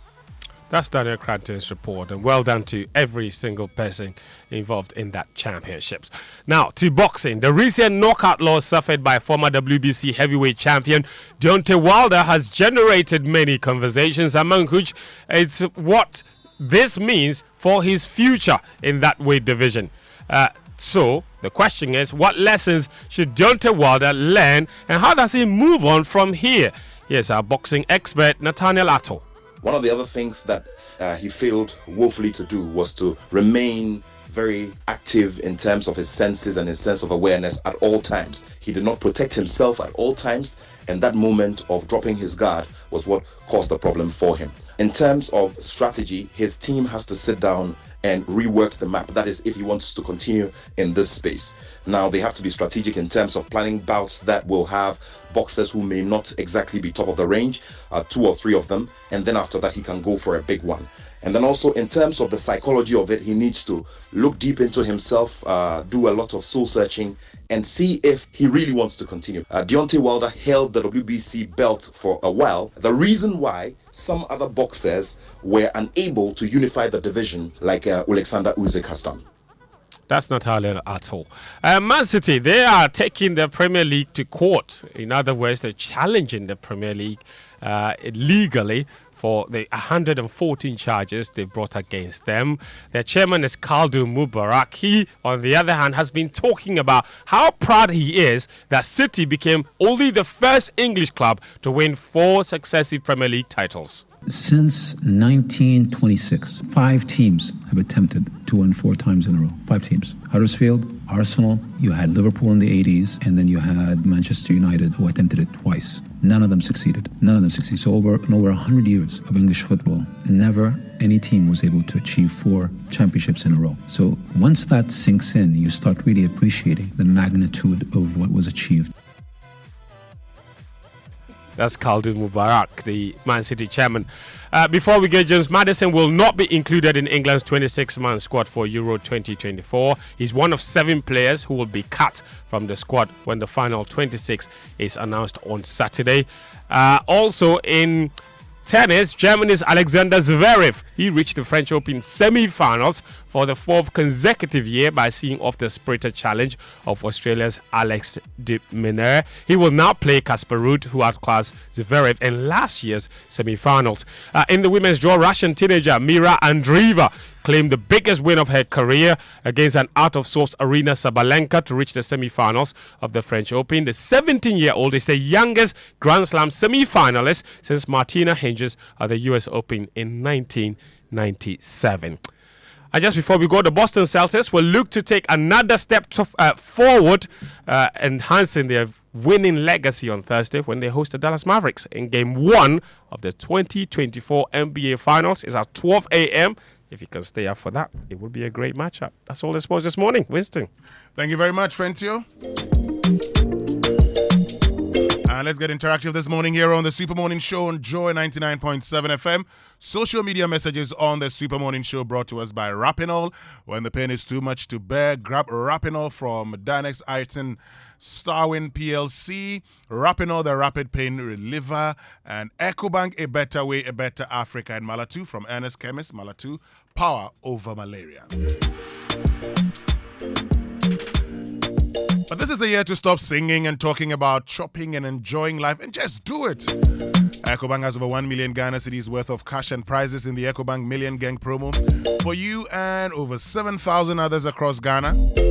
Winners will be rewarded bi-weekly, and you can be one of them, winning up to 10,000 Ghana cedis. And there will be 3 monthly draws, and all you have to do is deposit cash in multiples of 500 Ghana cedis into your EcoBank account at your nearest branch, EcoBank Express Point, or via EcoBank Mobile to stand a chance of winning. Other prizes include fuel vouchers, shopping vouchers, airtime, and many more. Promo runs from now to the 31st of July 2024. It's your time to chop life. Remember, every 500 Ghana cedis deposit earns you an entry into the EcoBank Million Gang draw. A better way to enjoy life, a better way, a better Africa. EcoBank is the Pan-African Bank. More money, challenge and enjoyment. We not say problem day, but you for chop life. Simply deposit cash in multiples of 500 Ghana cedis into your EcoBank account at your nearest branch, Express Point, or through EcoBank Mobile to win your share of over 1 million cedis in prizes in the EcoBank Million Gang promo, EMG. Be one of over 7,000 people to be rewarded. Hey, my God. Yes, so over 7,000 people go chop soft life from May to July 31, 2024. Be an EcoBank customer or be square. Remember, every 500 Ghana cedi deposit earns you a point for the EcoBank Million Gang today, EMG. Deposit today and win your share of 1.2 million in cash and prizes. A better way to enjoy life. A better way. A better Africa. EcoBank, the Pan-African Bank. This promo is regulated by the NLA on the Caritas Lottery platform. Right, so welcome back and thank you very much for staying with us. Now time for Food for Thought, brought to us by Roverman Productions. The difference. Uncle, good morning. How are you, sir? Yes, Uncle.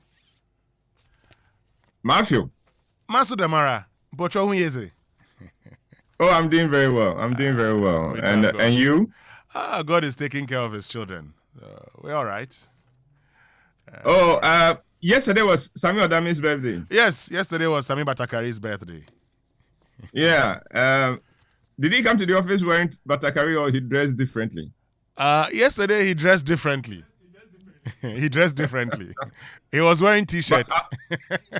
But I'm sure today he's gone back to Batakari. Oh, Uncle, you are right. In fact, you are a prophet. Today is in Batakari. Sami Dabolika, I'm very proud of you. You are one of the most hardworking people I know.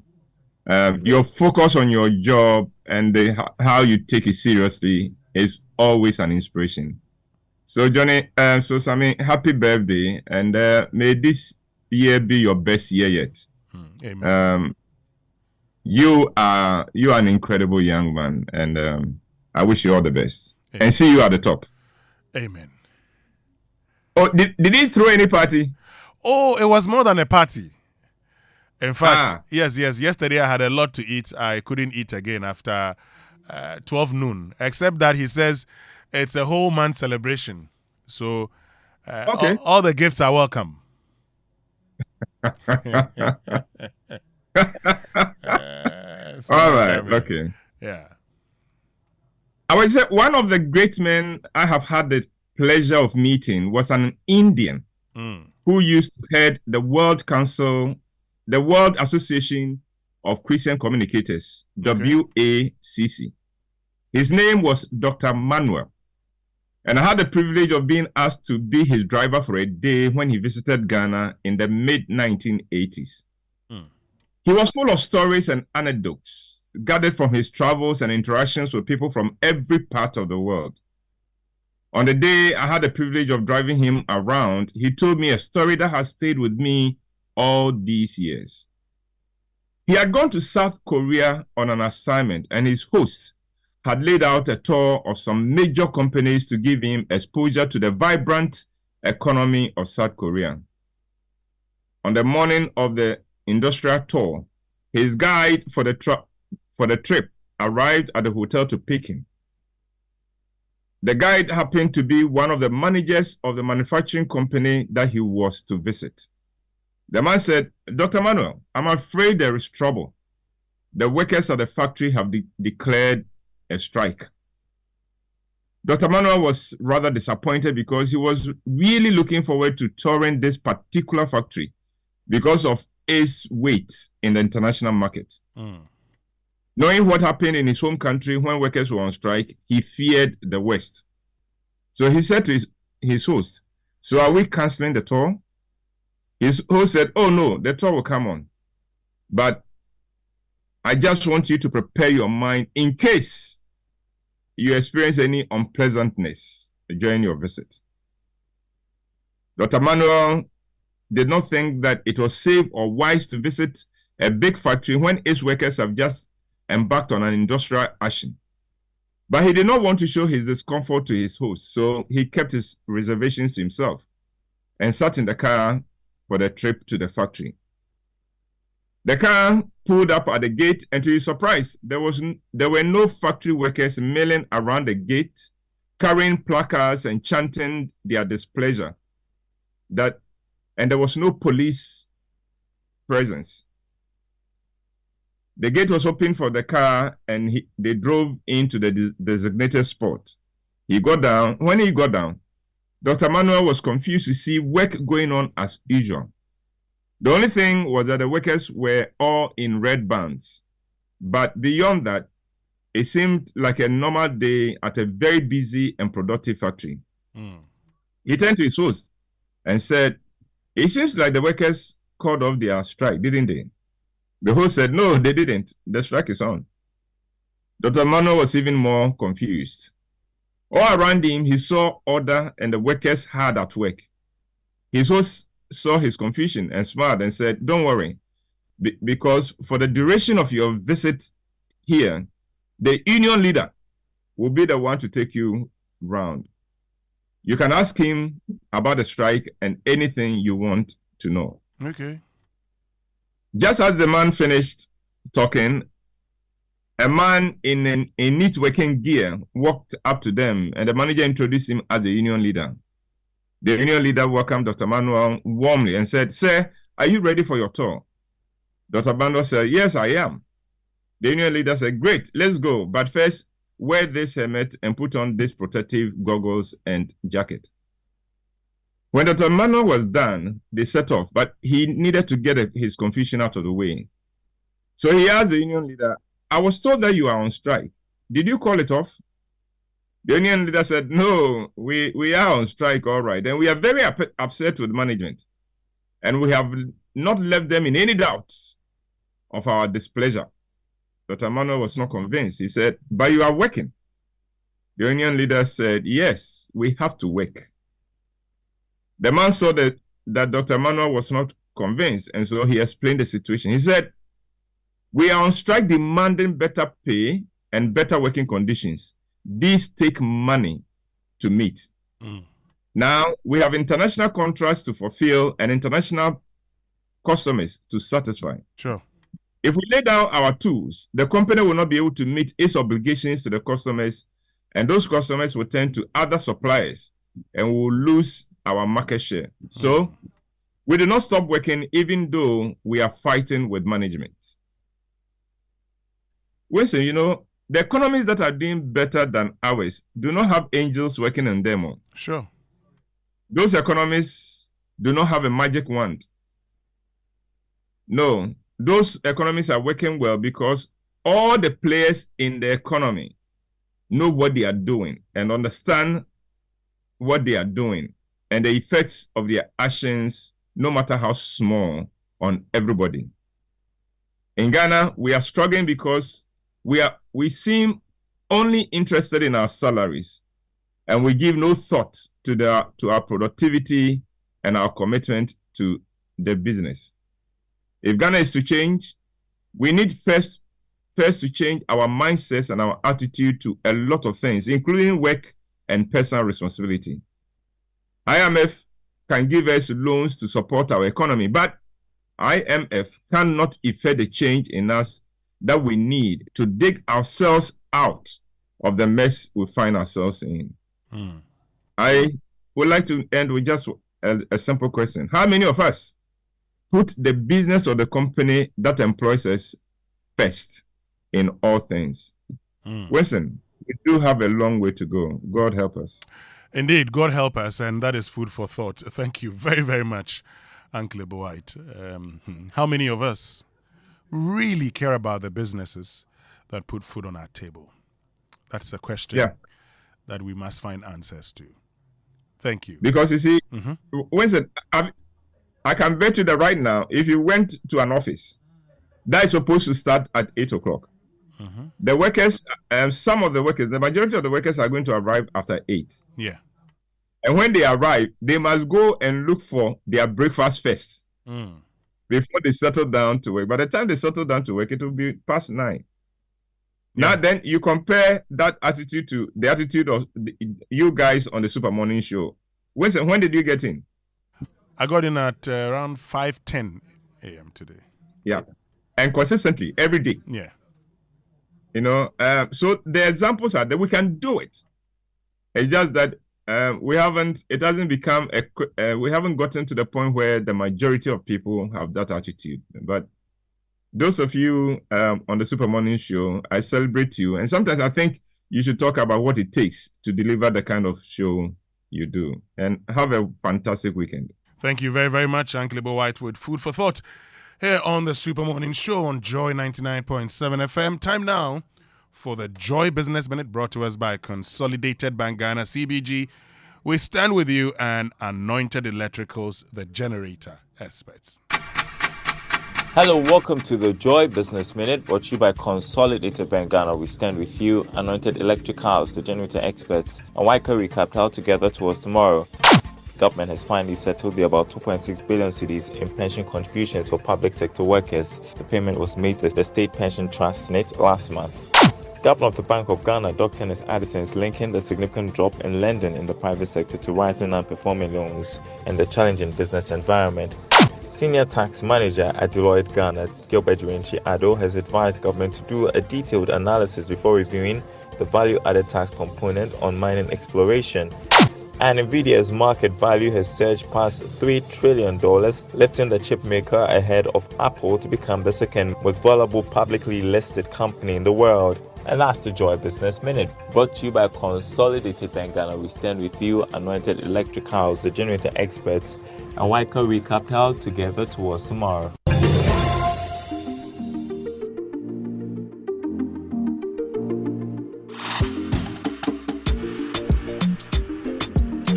All right, so welcome back. And Anointed Electrical Engineering Services is into the sales of ultra-silent generators from 5 kVA to 2,500 kVA. And they undertake the maintenance and repairs of all kinds of diesel generators. They also stock genuine spare parts of all kinds for various generators and also do generator rentals. In East Legon, you can locate them on the Lagos Avenue Road opposite Turmeric Hotel, in Tema on the Tema General Hospital Road, Community 9, just after the overhead, and at Odoko, where they have their head office, number 77 Anointed House off the Odoko Malam Road. And they have branches nationwide. Anointed, the generator expert. Contact them on 0243 480334. And on Big Stories this morning, brought to us by Telecel, Connecting Energies, latest film, your partner for life and equity health insurance, here for you. The conversation is about what's happening on our campaign platforms. Yeah. And we ask that simple question. Do the promises on the campaign platform excite you about Ghana's future? Raymond, do they? If you were making a decision whether or not to stay in this country after university or after senior high school, and you have to make a decision based on some of the things you are hearing in the Republic of Ghana, which really should hint and give you a direction on how it's going to be like in the next 3, 5, or even 8 years, are you more likely to stay because of what you are hearing? Winston, let's put things in perspective. Please go ahead. In the next few years, we will now be actively paying the money we've been putting on hold. Our debt we've been putting on hold, now be actively paying, right? Yeah. We have a domestic debt exchange that's going to end, a very long time from now. Yeah. We get that. You get that point clearly. To date, the international commercial markets, we are still very far from them, right? Very, very far. Yes, because we are still, one of the things the Bank of Ghana cited as the reasons why we have a serious exchange rate problem today is because of the word they used was something like because of the difficulties or speculations around we not reaching a deal with our external creditors. You think about it deeply. That is also affecting the city. So in the next few years, there's no guarantee that we are going to have any of the major sources of cash we've been having doubling, tripling, or even coming in. If you are making that decision to stay in the Republic or go elsewhere, would you stay? Mindful of the growth opportunities, because, government is the biggest employer. If government doesn't give contract to some of these people that are saying they are big business in the Republic of Ghana, they'll collapse. Yeah, that's true. They really will not survive. If government fails on its mandate and it happened to contractors, remember, some contractors died because we couldn't pay them at the time that they ought to be paid. But things are going to get tougher, and that conversation we are not having with our people. That if we struggle next year, for example, to pay some of the tickets that we're supposed to be paying, including the amounts that we put on hold for a longer time, what thinking do we have looking outside the usual sources of funds? Are we going to be begging South Korea and other countries in the next few days or next few months? Is that the only thing we are going to do? Are we going to only engage some of these countries in the future? But even if that's all that we are going to do, who is planning our future in the next 4 years? The big things they've been saying about, I will do this, I'll build this, I will do this school, I'll build this hospital. Why are they getting the money for it? Especially when we know our sources of funds have been heavily limited. In sustaining even current programs, where are we going to get money for it? Free SHS, for example. Where are we going to get the money to sustain it and put the billions that we have been putting already into it? Let's talk about other areas that we're already funding. All the big ticket things that we said we will do in times past, which we have not done yet. Continuous payment for Agenda 111. Where are we going to get money for it? All of those have not finished. Then you hear my good people promising big ticket things going into the future. Is that realistic? Do they have some money expectation that the rest of us don't know about? Are they expecting that perhaps the 3 billion, which is being spread over like 3 years, and let's be quite clear, 3 billion over 3 years is no money. Oh, not at all. Looking at our current expenditure as a people, it's not money that I can rely on as a state. In fact, when we were on our toes, we could take 3 billion as Eurobond money in a year. In a year. At the beginning of the year, we take 3 billion. Yes, to sustain. We have other bilateral agreements. Brilliant. So let's not get it wrong. All of these factors will go against us as a people going in 2025. Who is telling you the truth and who is telling you how they're going to get us out of the current quagmire? How are we going to leap into the country that is producing the things that others are buying? How are we going to leap into the country that's providing jobs even if the person left senior high school? I hope you get my point. Yeah. So those are the conversations that some of us are interested in having. And again, I said it earlier, when are we going to assure the people of this country that me, under my government, there is no way we'll go to IMF? Me, under my government, we will never do domestic debt exchange. Okay. Until recently, that conversation was not important. Not at all. Yes, it was irrelevant. In fact, most people would have been outside the school. Until we made a reality on our hands. Even sometimes when we go for IMF programs, oh well, some people are insulated because they don't have any business with government. When they say, oh, government is not employing more and all that, they don't care. But now, from domestic debt exchange, everybody in any corner, you running your pension funds, you having money in any corner, you know it can also be affected. So who is having the conversation with the people of this republic about our future in a sustainable manner? Or is business as usual? Is the, oh, I'll give you a hospital, I'll give you a toilet facility. Let's not get it wrong. We started a program. The first reason why we wanted to do this 1 million per constituency was that our focus was sanitation and water provision. Have we finished providing water to every person who needs it in this country? Not at all. Yes. Me, I live in Accra. I don't remember last time that Ghana Water Post supply water to my taps. I live in Accra. I'm saying that I live in Accra. I don't remember last time I had water supply through my taps. So, I mean, we should have conversations about cost of living. Why is it rising? What will you do differently? Okay. Under your tenure, will we do single digit inflation throughout? What will you do about that? So those are important things to me. Not the further compounding promises. I will build road to this place. I will rebuild this town into some other place. I will change is it capital? I will move it to Sankwagwa or whichever area that yours is. I am dissatisfied with the current conversation. I don't see it intellectual enough. I don't see it intelligent enough. I see it as almost reducing everything to some joke. Oh, you had 4 corruption scandals. I had 12. I'm better than you.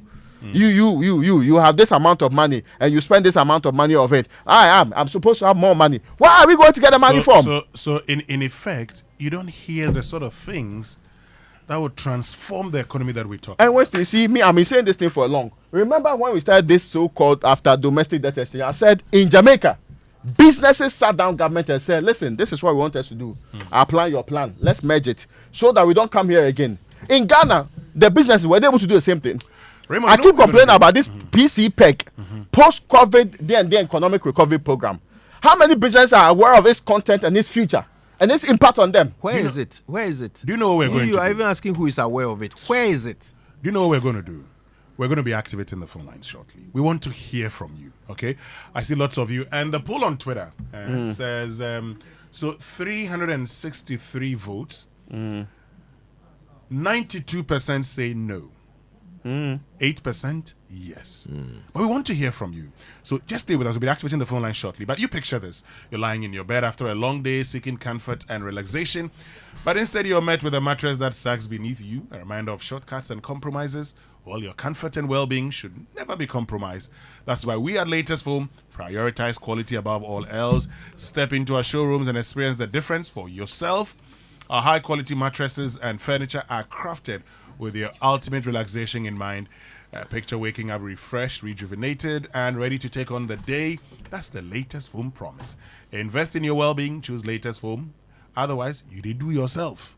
Latest Foam, your partner for life. Visit us today and sleep better tonight. Call us on 0302-2311-55 to 62 or 0322-008-499 or visit us on latestfoamghana.com.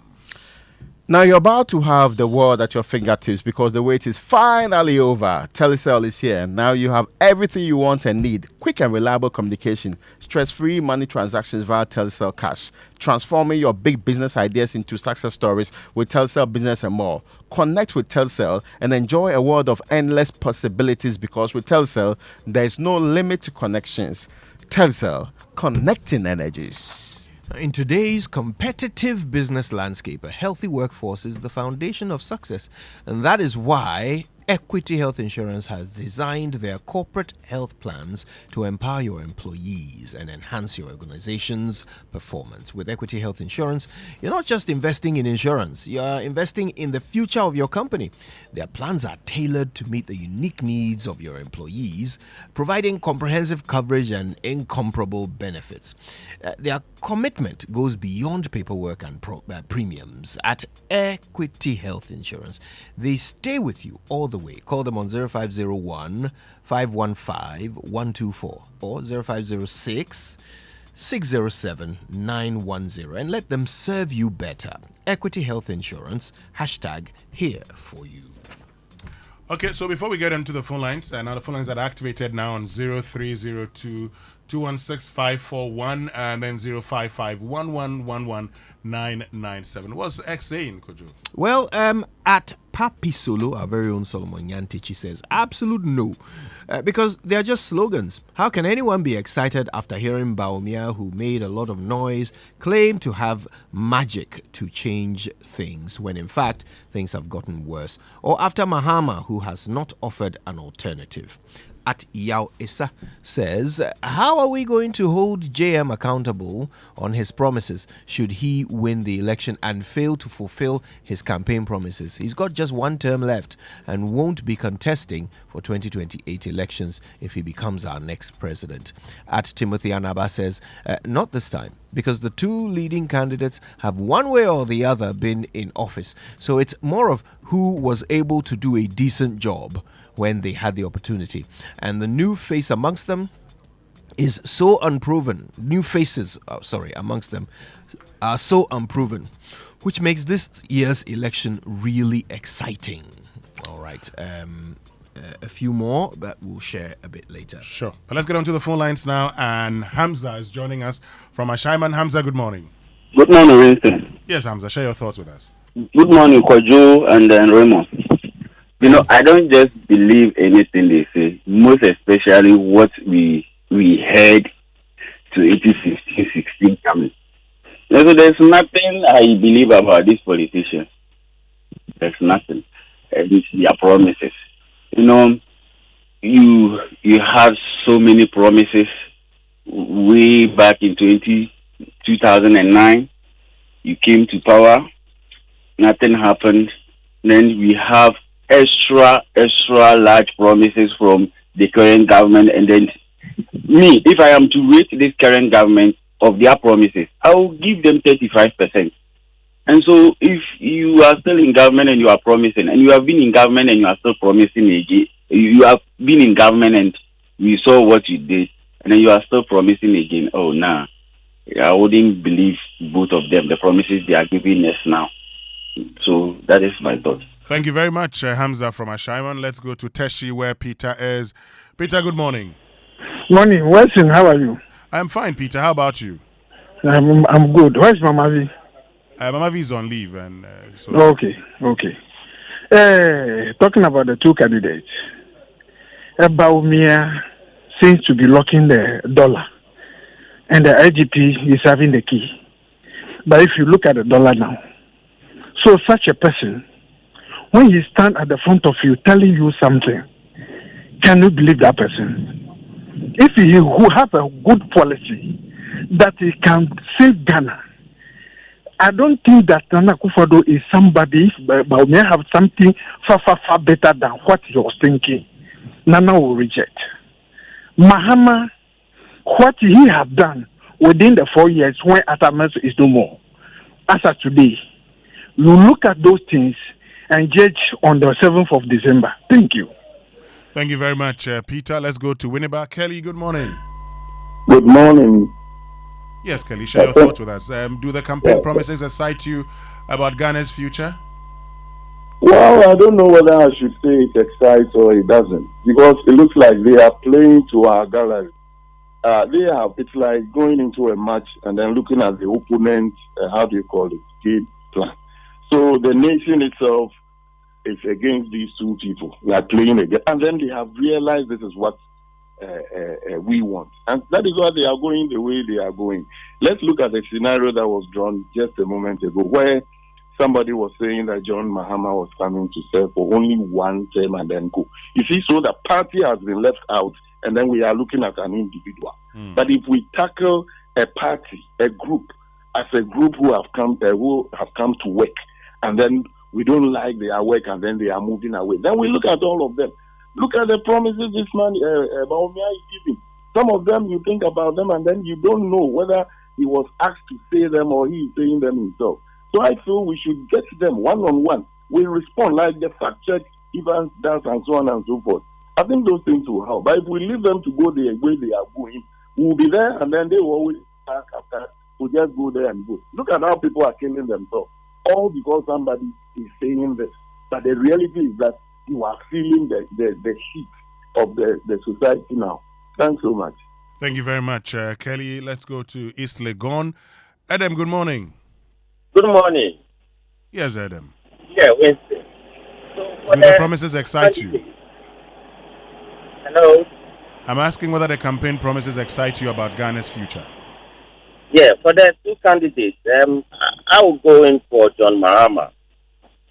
Because if you look at what Baumia is promising us, basically it's nothing to run by. Because he is someone who is in charge of the economy. And all the things he promised, economic wisdom and everything, is the expertise that brought him onto the ticket of the MPP to run as the vice presidential candidate. We don't see the benefit of it. So I think Baumia has failed Ghanaians, MPP has failed Ghanaians, and he should just forget about this election. Yes. Okay. What about Mahama's policies excite you? Well, Mahama's policies in terms of the 24 hours economy, I think is perfect. Ghana has lost a lot under the MPP government, because even if you look at our imports, we are even importing maize.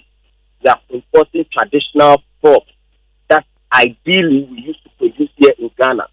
So I think Mahama's 24-hour economy is good. It's good for industrialization. It's going to improve our farming system. It's going to improve small-scale industry, and that is going to get the economy back on track. Okay. And it's going to create more jobs for us. Thank you very much, Adam in East Legon. Auntie Ya is in Odoko. Good morning, Auntie Ya. Good morning. Winston, how are you? I'm fine, Auntie Ya. How about you? Oh, but God's great. God's great. But the doom saw is still on. Oh, Auntie Ya. Yesterday, doom saw. We'll and talk with about these it. promises. As for Baumia, there is me that day is Ambewarim. Hello? Yes, I'm here. Yes, so as for Baumia, I don't think his promises there is anything to go by. Because what he promised the other time, he wasn't able to fulfill it. He wasn't able to fulfill it, and he's coming back again. He has no shame. He says Baumia has no shame. He wasn't the one in charge. Hello? He says he was the vice president. Now he's He's telling us he's the driver's mate. Yes. I mean, they're just joking with us. So. They are just joking with us. Baumia, you came. You said heaven and earth. We believed in you. And then we went to the polls to go and vote for you. Look at the dollar. The dollar crowd that he said he has arrested it. Look at how the dollar is running. I don't know whether it's a contempt of court that can arrest the dollar. Hello? I'm here. I don't know. Look at the dollar. Now, when you go to the market, you see the rubber paint. Tomatoes is 200 Ghana cedis. Listen, 200 Ghana cedis. Bawumia is back again. Promising what? Promising what? But on the whole, are you excited about the promises that you hear from all the candidates on the well, platform? I will go for Mama now because Mama did something for us. Mama did something. Mama is far better than Bawumia and Nana Akufo. Nana Akufo also said he's tired now. He's tired, but the next government that's going to come will come and solve the problem. A sitting president says he's tired. So I'll go for Mama. I think Mama is far better. Mama is far better. This MPP government, they've killed people, destroy homes, families, make children hopeless. I mean, people have died. It's more than a coup d'etat government. Listen, bye-bye. Thank you very much, Auntie. Solomon is at Teshi. Good morning. Good morning, Mr. Winston. Yes, sir. And good morning to Kojo and Raymond. Good morning. Thank you very much for having this very important conversation. I kind of feel that the conversation and the attitude of our politicians is always geared towards winning the next election. And so long as we are still talking about this, our CD, our economy will continue to shrink because we are not planning towards, a future that every Ghanaian will be very, very excited to see. So every promise we are hearing from these politicians slowly geared towards winning the next election. So I kind of believe that we need to, the Ghanaian population should be very well informed, just like you are doing for us, so that we don't vote based on campaign promises, but we look at the future of this nation, and then all of us will work towards reaching that goal that we want to achieve. It's obvious that this current economy, we don't own the economy of Ghana. It is the foreigners who own the economy. That is why no matter what promise they give to us concerning the cedi, the dollar, it is not working. So that's what I believe, that we should just look at, not this coming election, but the future of this country as a whole. And then vote towards that kind of voting that we have. Yeah. Okay. Thank you very, very much, Solomon. Let's go to La. And Jones is in La. Jones, good morning.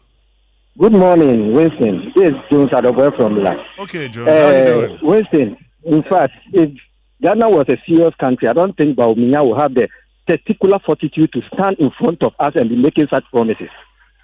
You have been in government for the past 8 years. Yes, you claim you are driver's mate. What at all can you pinpoint? They say he's an economic messiah. He's an economic team. The EMT, the economic management team leader. What at all can Bawumia say? The dollar is now getting to 17. What at all has Bawumia done for us? The scandal under this government.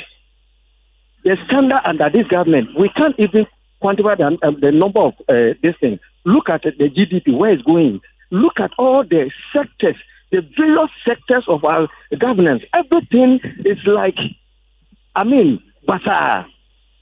And Bawumia, he had the guts to stand in front of us and be making these promises, which you couldn't do under your so-called driver. And you are making such promises. Please, let's forget about Bawumia. Mahama will come and give us the right thing. We can pinpoint some of the things that Mahama did. We can point to them. They are a hospital. Where are they rich? They have not done anything. Bawumia don't have the chance in this election. He's just making noise. He's just making noise. We can feel it. We are feeling it. We are feeling the economy. Now we can't provide food. We can't pay school fees for our children. They say free SHS. It's not free. Nothing is moving. Nothing is working in the country. Nothing is because we are patient. It's because Ghanaians are peace-loving people. That is why we are like this. Other than that, if it were other countries, but now the country has turned upside down. Look at all that, the contract, all that they are doing. They are even, almost all the ministries are taking loan for 5 years, 4 years. What? Even the next government, I'm even afraid of for the next government, because the country has been given out already. We are sold. Every Ghanaian is owing almost about 19,000 today, almost 200,000 Ghana cedis today. Thank you very much, Jones. Let's go to Amasaman. Kwabna, good morning. Yeah, good morning, Winston and your team. How are you? We're fine, Kwabna. We believe you're doing well too. Oh, I'm also doing well, by God's thank grace. God. In fact, looking at the two leaders, I want to find out whether it is their political party we are voting for or the leaders that we are voting for. Because in Ghana, our problem is leadership. And so if it is about the people, Baumia and Mahama, that we are voting for, then we have a long way to go as a country. Why? Because their leadership credentials have been seen. They have made promises, and as to whether they have fulfilled those promises, we are our own judge. But as a country, it's like we have no other choice. And so the two leading parties, FPP, NDC, is what we all follow. And so whether it is leader A or candidate A that they have positioned, as a country, we have no choice. But if you look at the problem of Ghana, it is leadership. And are these the people who can lead us to our promised land? So we have a very long way to go as a country. Very long way. Okay. And that is where my problem is. Thank you very much. All right. Thank you very much, Kwabna. From Amasaman, let's move straight to Dan Suman. Wisdom, good morning. Hello, Wisdom. What you say? Wisdom. Good morning. Good morning. How are you doing? I'm good, yourself? God is taking care of us. Who is saying is having the key to the dollar rate? Tell me. And where is the key now? Where is IGP? Well, that IGP has been long gone, isn't it? I'm sure he handed it over to the next IGP, and so maybe we must ask the current IGP, Dr. Akufu Dampari. What did you say? Wisdom. Hello? Yes, I'm here. I can hear you, Wisdom. Is IGP around? Yes, we have an IGP. You see, their promises and what they are trying to deliver to us, it's never in line. You see, Ghanaians, some of us are not fools. Some of us are not fools. No. Let it be told to them, some of us are not fools. You can't come tell us one factory, whatever, and then come out and then do different things. No.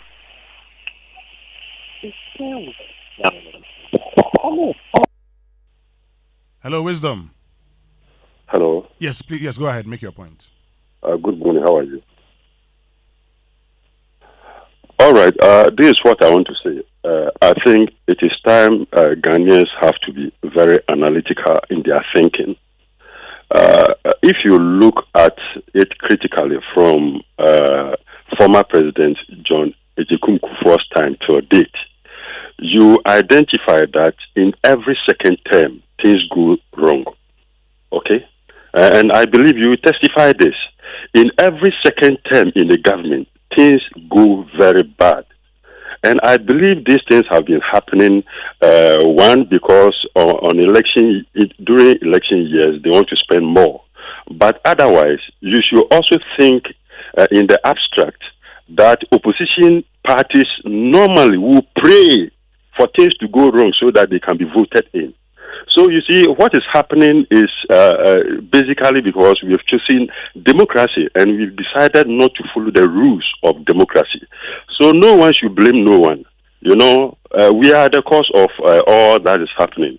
And I believe the only way we can resolve this is for Ghanaians to sit down and think out of the box. Because no party can make, rebuild this country for us. So this is what I have to say. Thank you very, very much, Michael from Danceman. Sorry, Wisdom, we lost you. Maybe you can try and get in touch with us again. But let's go to Ekropong. David, good morning. Good morning, Wilson. Yes, David. Concerning the promises, I want to ask if he correct me if I'm wrong. I don't think Mahama made a promise to Kumasi people that he's going to build the KJTR market for them, but Mahama built the KJTR market for Kumasi people. The Rich Hospital, I didn't hear Mahama making promise that I'm going to rebound the Rich Hospital or rebuild the Rich Hospital, but Mahama made it. You see, Mahama is a type that I don't see him promising so much, but he deliver. Yesterday, once I was discussing with a teacher that we are suffering. Once I'm a carpenter. I have friends, some are masons, some are fitters.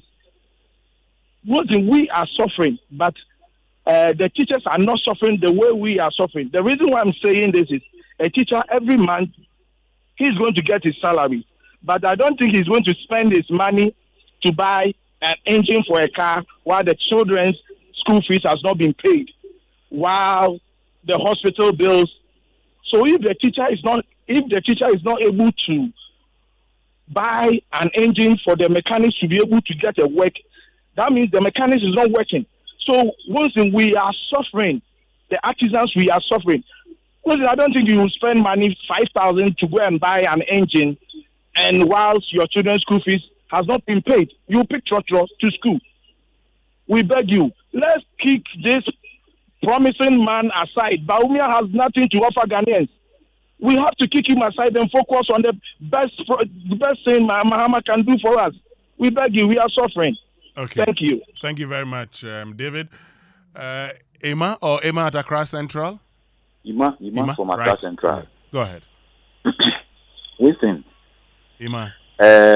This man, the vice president who wants to be a president now, said that he was a driver's mate.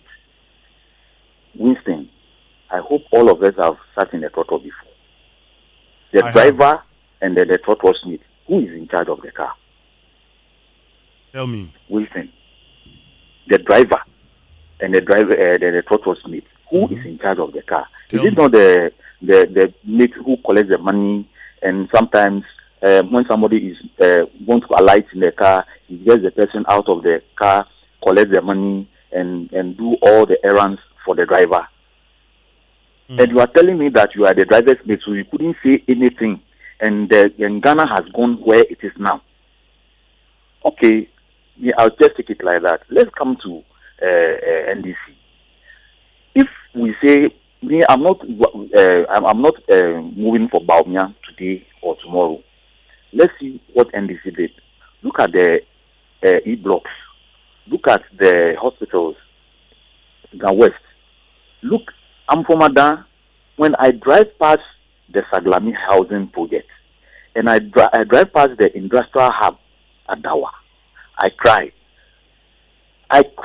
because these are things which will move the economy. At least if there are more peasants on the Saglami house and then whatever the industrial hub, get the people and then get the people and maybe prosecute them or whatever. Do an investigation if you prosecute them or whatever you want to do to them. Okay. Then move people to go and to stay in that house. But then me and you are in Kwame Nkrumah, Ghana, and those houses are being in the bush, and everything has been stolen from the house. And right now we say we are going to find money to go and to go and rebuild that house for people to go and oh God. Thank you very, very much, Emma from Accra Central. Let's go to Kuntunse now. Samuel, good morning. Good morning, Winston. Yes, Samuel, how are you? I'm okay, yourself? God is taking care of his children. I am enjoying your conversation this morning. Thank you. I want to find out what is Baumia bringing on board. Tell me. Is it not the same Baumia who claims he's the head of the EMT and the solid team? What happened to that solid team? In fact, what happened to the dollar? So the fundamentals are weak. So the exchange rate will expose you. What news Baumia bringing? Look at tomato price. Look at the commodity prices in the market. Yesterday I've listened to you, the news. Prices of commodities in the market, very high. We can't afford anything in Ghana. Meanwhile, we have set up in motion what we call plenty for food and job. What happened to that one too? You people should be asking these questions when they come to your studios. Where are those lavish projects they want to put across, deceiving Ghanaians to follow them? Today, I'm very happy that all of us are suffering, not that people of NDC or people of certain tribe or certain, everybody is suffering. We are going to the same market. Thank you very, very much for joining us. Samuel in Kuntunse. Let's go to mile 7. Nyamiche, good morning. Good morning. How are you? Nyamiche, we're fine. How about you? I'm great. Great. Like this, yeah. Let us look at this. Baumia said, mentioned the economic gurus then. Is that like? Safumafu, we say, look at our economics, those who are in the management. Is it also? Yes. So, and he was proud of this. And but see where we are with those people, including him. And secondly, he said he arrests the dollar. If mate doesn't have power, how he will be able to arrest dollar? If mate doesn't have power to do anything, how is able to nominate the economic? So, Nyamiche, do the campaign promises excite you about Ghana's future? No. So as for me, Baumia, even sometimes when he's talking, see the way he's laughing, as if he's joking or he's playing with us. You look at him, his demeanor and everything about him. It's what I mean, as if he's joking. Someone is a joker.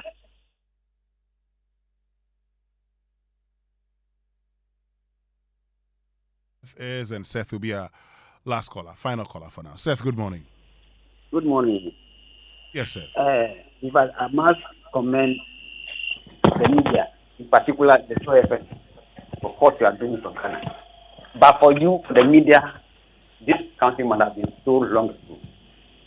Now, what is happening in Ghana now? In fact, we are more than refugees in our own country. The two leaders, if I have an authority, I cannot vote for them. But the political system we are having in Ghana now is not also helping. We are virtually Ghana is turning to vote buying than any other thing. Are you aware? I don't think anybody is oblivious to what the parties are doing, particularly NPP trying so hard to maintain power, conveying people from all over the country to far distant places to register or transfer votes so they can recruit them in the services.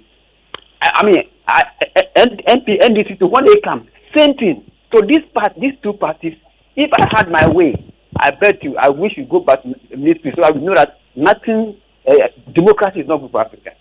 Thank you very, very much, Seth from Accra, and Seth will be our last caller for now. But look, you can definitely vote, get onto X and vote. Tell us whether you feel excited about the country's future, listening to all the promises that have been made on the campaign platforms.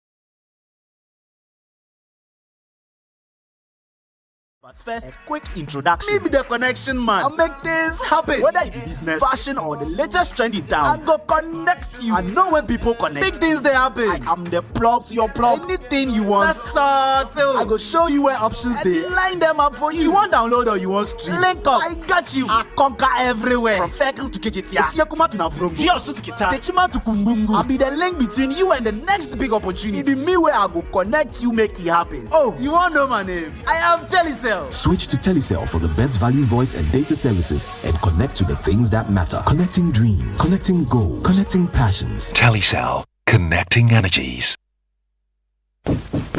Hey, Cashman. Yeah. Don't you know Nana has assembled all of us and you are here making calls? My generator is spoiled too. So I'm calling a renowned Ghanaian company with an excellent track record in the sales and repairs of generator sets in Accra to come and repair for me. Oh, is it Anointed Electricals? Yeah. Anointed Electricals deals in quality and genuine generators with high fuel efficiency. We also rent generators. They sell quality generators from 10 kVA to 2500 kVA. They have spare parts of other generators and can repair every faulty generator set even if you didn't buy from them. Look, now we don't have any electrical problem in Accra. Oh, how? Because Anointed Electricals is right here at East Legon, Lagos Avenue, opposite Tomric Hotel. And that's why Nana is calling us. Okay. Yes. If you want to buy a brand new generator or repair the old one, visit Anointed Electricals. Or if you are within Accra, call our hotline 0246 423 534 or call 0243 480 334. They have qualified and dedicated men on 24-hour after sales service. Then let's go and listen to Nana. Let's go. Gosh, after giving you the hint, won't you give me anything?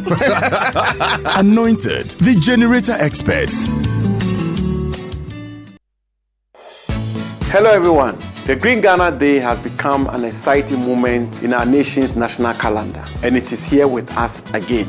This Friday, June 7th, the Green Ghana Day, President Akufo-Addo will lead us all, citizens and residents of Ghana, to plant 10 million trees across the country. This initiative, as you are well aware, is intended to enhance national awareness of the necessity for collective action towards restoration of degraded landscapes, restore our forest cover, inculcate the values of planting and nurturing trees in all of us, particularly the youth, and thereby contribute to the noble global effort at halting climate change. Consequently, on behalf of President Akufo-Addo, I respectfully appeal to you, Ghanaians and residents of Ghana, to join hands on Friday, 7th June, the Green Ghana Day, to go planting and make our country greener for tomorrow. Green Ghana, let's go planting. EMY Africa presents the EMY Africa Expo 2024 from the 14th to the 16th of June at the Accra International Conference Center. An exciting 3-day premium expo showcasing businesses, products, and services together with integrated consumer experiences and entertainment options. Prepare to encounter a weekend-long extravaganza that caters to every desire and necessity of the modern person, from sports to food, beverages to travel, automobiles to arts and culture, health to fashion, and everything in between. Booths are available for prospect vendors to showcase and sell their products and services. Take advantage of the ample opportunities for networking and business expansion. Visit emyafrica.com to register and secure your booth now. Call 020-201-8870. Email sales@emyafrica.com. The EMY Africa Expo, a premium marketplace.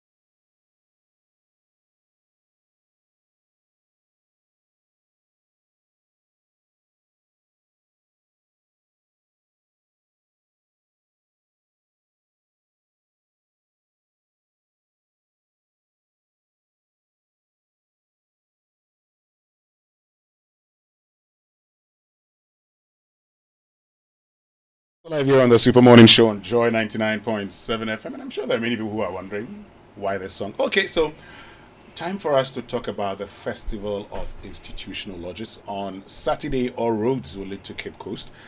And this morning, we're privileged to be joined by the Right Worshipful Isaac Owulaku, who's District Grandmaster of Ghana, and Worshipful Brother Ambassador Dr. William G.M. Brandful, who's chairman of the Festival of Institutional Lodges Standing Committee.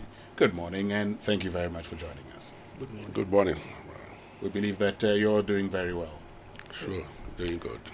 Great. Let me start off with you, Right Worshipful. And so what constitutes the Festival of Institutional Lodges, and what activities typically take place during this event?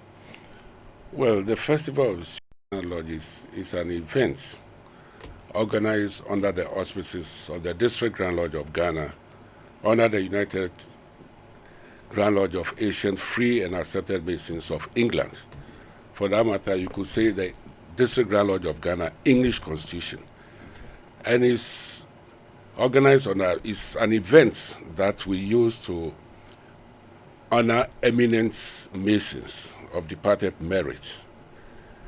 It is also an opportunity to do some charity project to society. So basically, this is what we do. And it is organized by lodges under the districts. We turn out to be institutional, educational institutions, and of other professions. We have two major groups of the educational institutions. It comprises mainly the three initial universities of the country. Thus, we have Legon Lodge, which draws its membership from the University of Ghana. Then we have the University of Science and Technology Lodge, and we have University of Cape Coast Lodge.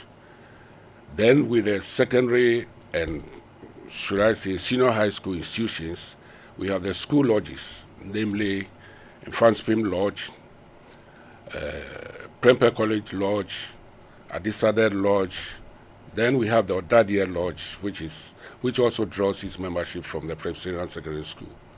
Okay. With the professions, we have the Hippocrates Lodge, which is mainly comprised of medical doctors. Then we have the Apothecaries Lodge, comprising of pharmacists, Uberimai Fidel Lodge of insurers, then Hermes Lodge, bankers, and last but not the least, the Militia Lodge, which comprises retired and acting military officers. Okay. So in short, these are the organizers of the festival under the auspices of the District Grand Lodge English Constitution. Let me get to you, Worshipful Brother Brandful. So what defines a dedicant, and what factors led to the selection of the first black headmaster of Infanspim as the dedicant for this year's festival? A dedicant has to be an eminent Mason. That's the prime consideration. And the focus on his life and works should help us understand how, as an eminent Mason, he's contributed to make Freemasonry better understood, and especially how Freemasonry impacts positively on society. And the dedicant for this edition, this 21st edition, being F.L. Bartels, I think he holds the record of being the longest serving headmaster in the second cycle institutions throughout Ghana for all period, 19 years of service, continuous service. So we selected him. For about 45 years, he's been active in Freemasonry, both in Ghana and in France. And so we thought that he qualified to be selected as the dedicant for this edition. Okay.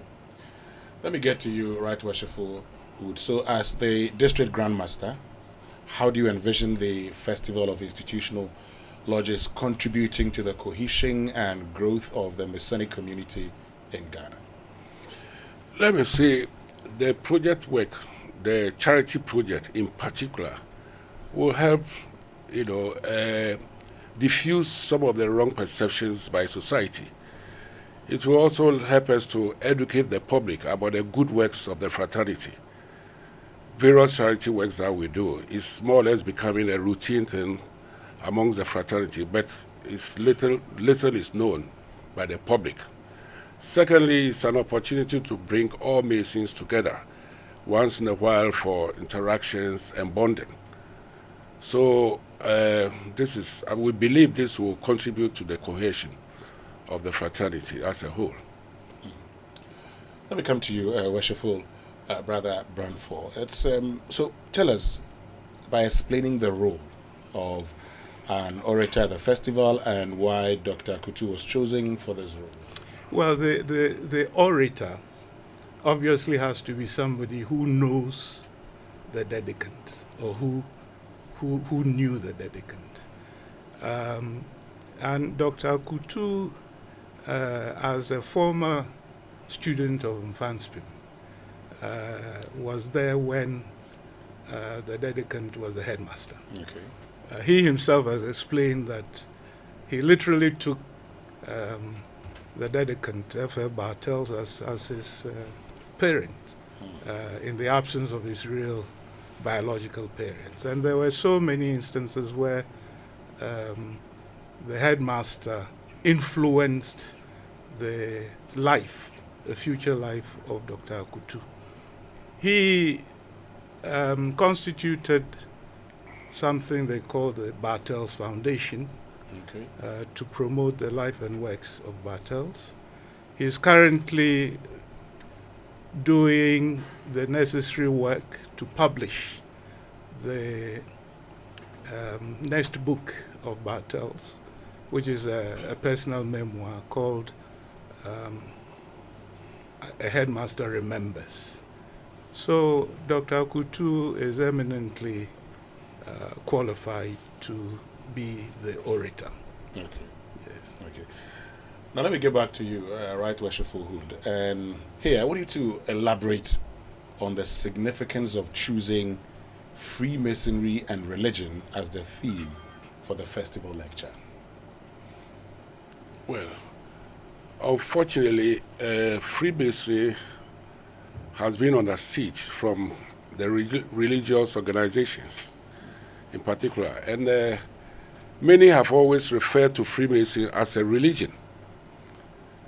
But Freemasonry is neither a religion nor a substitute for religion.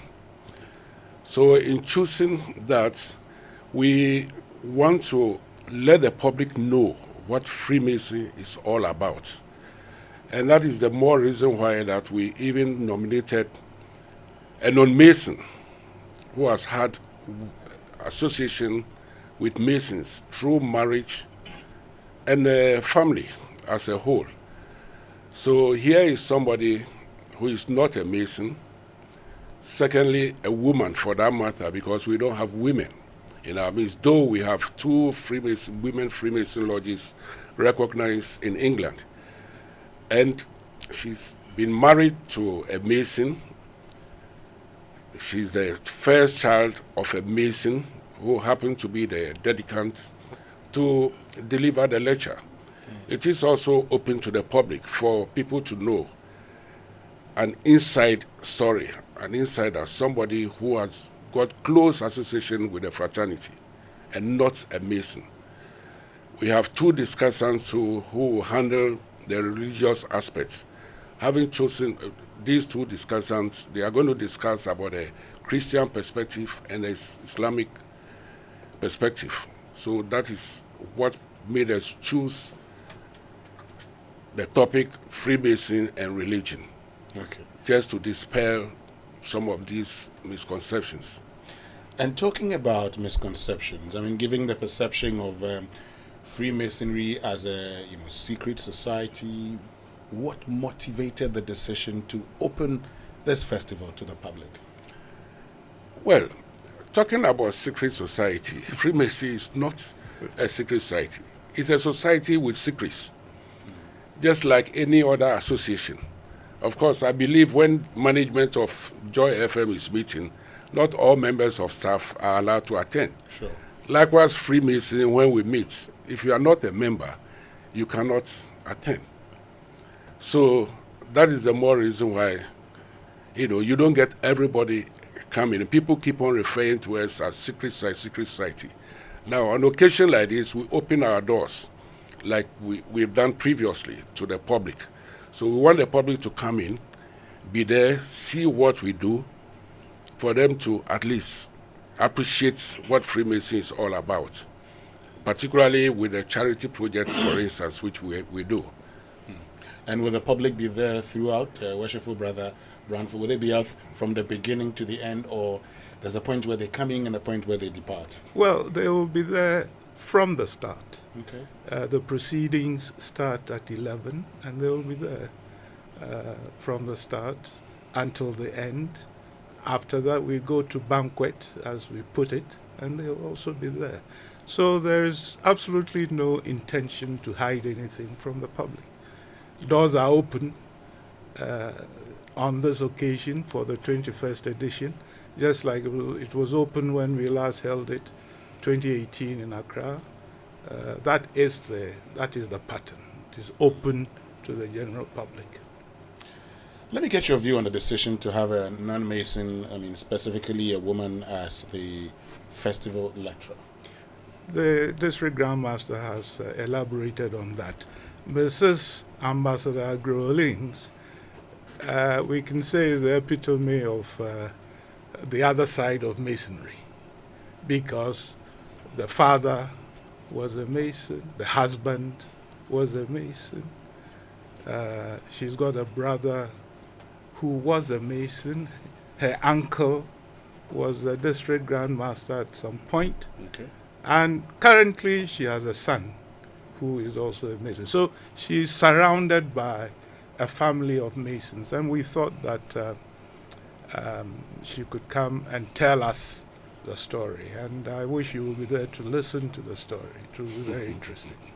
Well, I know it'll be interesting. I'd see. I'm in discussions with my brother Raymond. We'll see how that's going to go. But we'll come back to talk about, the charity project and some of the highlights of the event. This morning we're joined by Right Worshipful Isaac Owulaku, who's District Grandmaster of Ghana, and Worshipful Brother Ambassador Dr. William G.M. Branford, Chairman of the Festival of Institutional Lodges Standing Committee. It's on Saturday, the 8th of June, 2024 at Cape Coast. Stay with us. We'll be right back.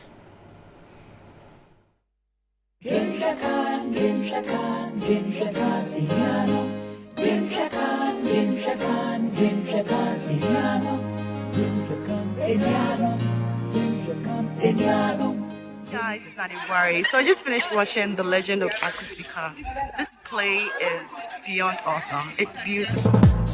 We promised you epic, we gave you epic. This weekend, don't miss the final run of The Legend of Akusika. Join us as we celebrate the legendary Professor Martin Owusu in a final run of this unforgettable masterpiece. Come experience the very best of Ghanaian culture, color, splendor, art, and a lot more in a night of absolute magic. The Legend of Akusika, this weekend, 8th and 9th of June, 4 p.m. and 8 p.m. at the National Theatre. Grab a ticket now for 200 cities only at imagebureaugh.com or dial star 714 star 11 star 21 hash. Supported by Joy FM, Daily Guide, Graphic Communications Group, Neplant Car Rentals, IPMC, MGL Logistics and Supplies, and proudly brought to you by Stanbic Bank, Telecel, Ghana Tourism Authority, the National Lottery Authority, and Ghana Gas. The Legend of Akusika. You will never see epic like this.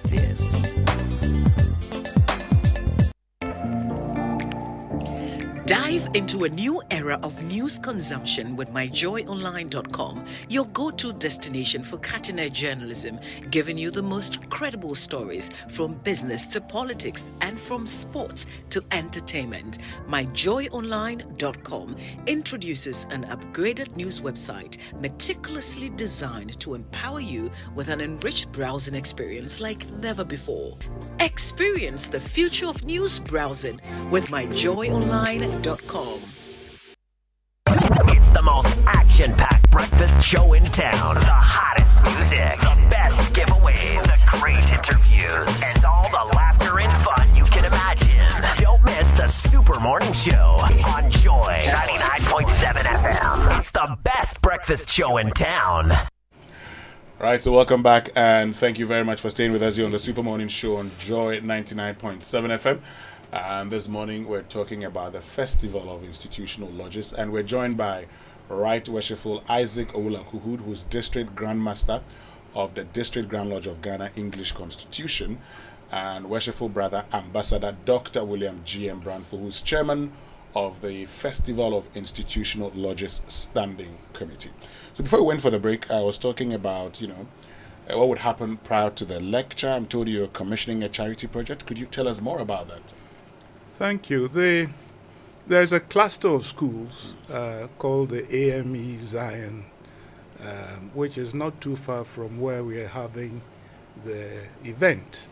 And we just thought that we would go and help them out with some of their water needs. So it's a borehole that will provide water not for drinking, but for all other purposes. Okay. So we're providing a 10,000 capacity tank, and we hope that with this donation, the quality of life at the school would be improved. So let's just reiterate the venue, date, and time of the festival for the benefit of all those who are interested in attending. The venue is the Masonic Hall. It used to be called Masonic Temple, but it's the Masonic Hall on the Ridge Road, Cape Coast. This is where all the fraternal entities meet in Cape Coast. We start at 11, having gone for the charity donation earlier on in the day from about 9 o'clock. So we start at 11. Hopefully we should be done by latest 2 o'clock. And then from there we go to Pempamsie for the lunch or banquet. And everybody is welcome to attend. Right, Worshipful. So for in those attending in Cape Coast this Saturday, what can they anticipate as the key highlights of the event? Well, the key highlights, as Ambassador Branford just explained, first will be the charity donation to the AME Zion cluster of schools at 9 a.m. Then we go for the festival itself at the Masonic Hall. It will start with the oration, which will be delivered by Dr. Andrew Anania Kutu, then followed by the lecture by Ambassador Mrs. Agri-Orleans, the first child of the dedicant, late Dr. Francis Bartels, the first headmaster, the first African, and for that matter, Ghanaian headmaster of the Infancy School. After that, we'll have the discussions, by the discussants, one, an Islamic scholar who used to be a former lecturer, and the other, a very senior, should I say, a religious, a Christian in Cape Coast. They will be handling the Christian aspect and the Islamic aspect. After that, we go for the festive board, where we all sit together, interact. So these are the three major events of the day on Saturday. Okay, before we wrap it all up, Worshipful Brother Branford, I want to ask you a question about what you would tell people who have, misconceptions about Freemasonry. But maybe to add to what District Grandmaster said, there will also be an opportunity for general questions and answers after the presentations. The general public in attendance will be given an opportunity to ask whatever they may not have understood, or if they have a contribution. So there's that segment to round it off. As to what I'll tell people about Freemasonry, first, maybe for them to attend in person, listen to the presentations, have an opportunity to interact with those present, and see that there's absolutely no no iota of truth about this whole thing, tagging Freemasonry as an occult organization and so on. Indeed, I have extended an invitation to somebody who wants to join and who is coming, and I'm very happy that he's taking the opportunity to do so. Likewise, everybody should take interest in what is happening and grow out of the misconception that is usually used to describe what we are not. Okay. Right, Worshipful, what do you tell them? Well, what I would like to add is that Freemasonry is one of the oldest and charitable organizations in the world. You know, the first Grand Lodge, that is the United Grand Lodge of England, was formed as far back as 1717. Back here in Ghana, we had our first lodge consecrated in the colonial capital in Cape Coast in 1859. That lodge is known as Gold Coast Lodge number 773. It's still very active and vibrant. But for all these years, we have not been going public. You know, it's not that we are hiding things, but when we do charity works, we don't normally advertise ourselves. But somehow this wrong perception of this had somehow compelled us to start coming out, and we like to invite the public to come and see what we do. You know, we draw our membership across all manner of people, irrespective of their faith. We don't discuss religion. We don't discuss politics, because we believe it is these that more or less, to some extent, divide society. So we are inviting everybody. We have Muslims, we have Hindus, we have Sikhs, Christians, and what have you. We are inviting the public to come and see. Come and meet our people, interact with them, and just like Ambassador said, ask questions, whatever is on your mind, feel free and come. So the public is invited. It's not the first time that we are doing that. Anytime we have this festival, it is open to the public. Okay. So it's on the 8th of June, Cape Coast, yes, at the Ridge Masonic Hall. Indeed, sir. Thank you very, very much. Right Worshipful Isaac Owulakuhud, who's District Grand Master of the District Grand Lodge of Ghana, English Constitution, and Worshipful Brother Ambassador Dr. William G. M. Branford, Chairman of the Festival of Institutional Lodges Standing Committee, for joining us this morning. We're very grateful to you. Thank you. Thank you. This is the Super Morning Show. Stay with us. There's more.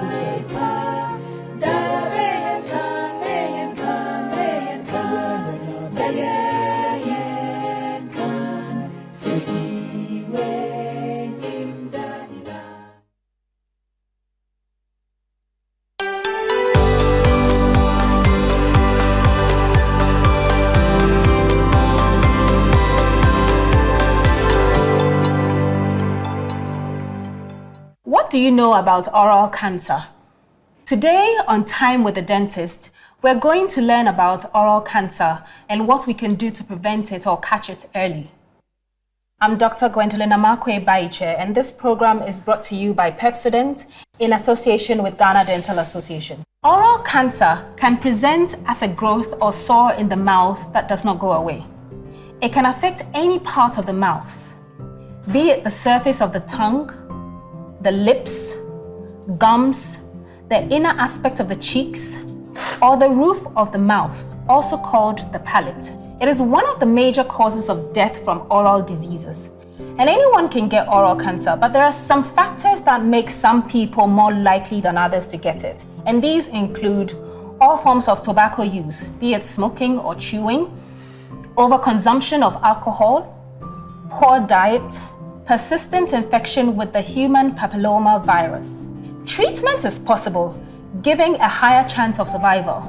There's surgery, radiation therapy, and chemotherapy, and these are all treatment modalities available.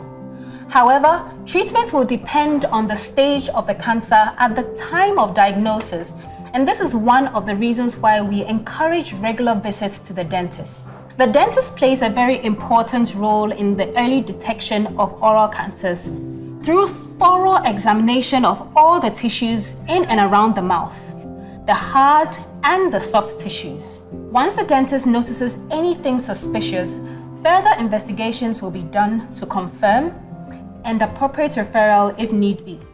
Oral cancer is cancer that occurs in and around the mouth. It can start as a swelling or sore in the mouth that does not go away after a long period of time.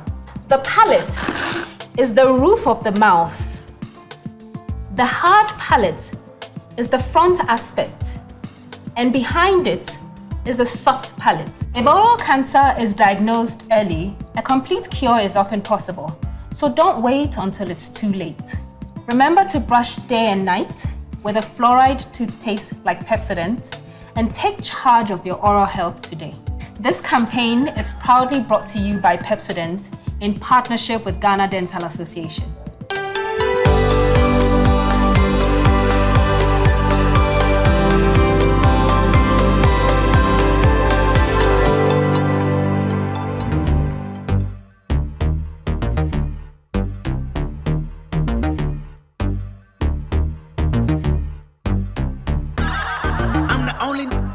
You rather ruin it. I'm too legit, go hammer with the foolishness. My nana said my grammar can maneuver this industry until I'm stupid rich, and now I'm stupid rich. Joy on the set. The Super Morning Show is always the best bet. On Joy. Assuming this is what the humor is, the pimple butterfly. My new in fact, the rumor is the way I prove it. I'm a classic man. You can be mean when you look this clean. I'm a classic man. Calling on me like a young OG. I'm a classic man. Your knees getting hit by the street, elegant, old-fashioned man. Yeah, baby, I'm a classic man. I burn through the hood like wool. When everybody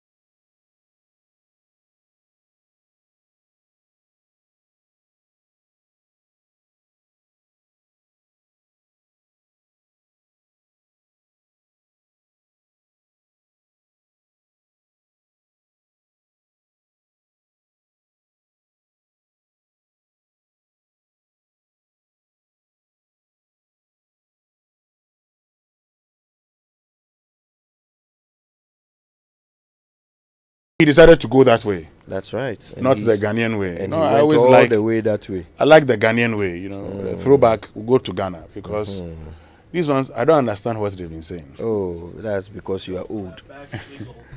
No, I don't understand what they say. That's because you grew. No. I like Ampofweji and Co. Thank you. Thank you for making my point. The defense rests. No, but Ampofweji and these guys were singing around the same time. Oh, how? When I say around the same time, the songs are like at the same time. How? Ampofweji and Jaru. No. The songs are like from Ampofweji at the same time. This one's came. Of course, Ampofweji, he trained Amachide, so you can imagine. And Amachide is 70 years. Exactly. So Ampofweji, but when Ampofweji died, he was 57 years. And yet you like his music. Yes, very good music. Do you know If You Do Good? Yes. You know that one? Yes. And that one even Aaron Youngman. But you know Otete me. No, Otete me. Aaron. You don't know that song, Otete me. When you said Otete me, Aaron responded Kaunan to so. Where to look for the Otete me for Aaron Youngman.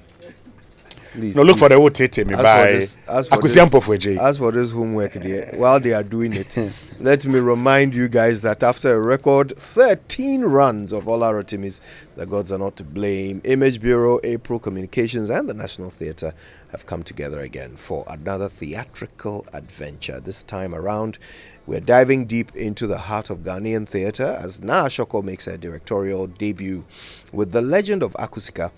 In honor of the writer Professor Martin Owusu, book a seat now for a mind-blowing dramatic experience with some of the finest talents in the business. Mauli Semevo, Andrew Tando Adote, Edinam Atachi, Elvis Crystal, Anoda Samoa Bedu, and for the first time on stage, Adoma. On a theatrical stage anyway.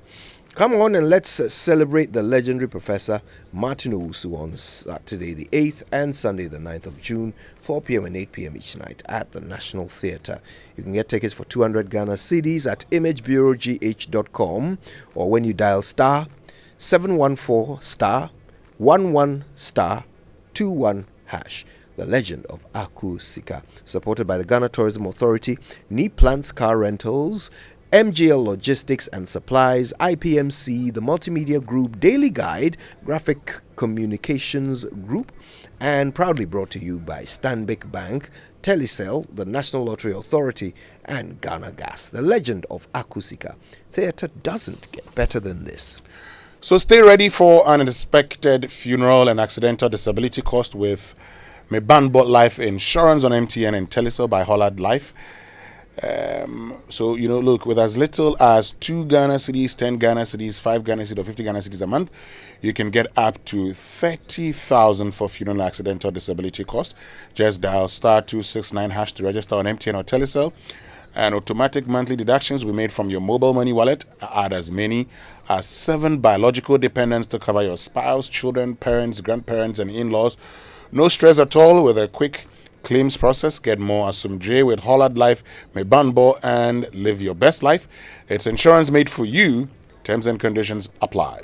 All right, don't forget to go to kingdomstoreonline.com where you can buy quality office essentials, equipment, furniture, and stationery from Kingdom Books. You can pay via Momo across all networks, and the delivery is very fast. You also get free delivery if you're in Accra or Tema. Terms and conditions do apply. At Kingdom, quality and affordability are their hallmarks. So accessing super reliable healthcare should be the topmost priority for you and your family. That's why Multiplus, powered by MTN, is giving you just that today for a subscription fee of just 25 Ghana cedis a month. Paid on Momo, you can sign on to a health subscription plan that gets you access to unlimited in-store consultations with qualified healthcare professionals and over 160 covered medications and tests at participating pharmacies in the Ablekuma, Sakaman, Dansuman, Mamprobi, and Kaswa townships. And the favorite part is that there's a dedicated nurse at the Muti pharmacy who can teleconference a doctor when you need it, so you can access the best consultation services.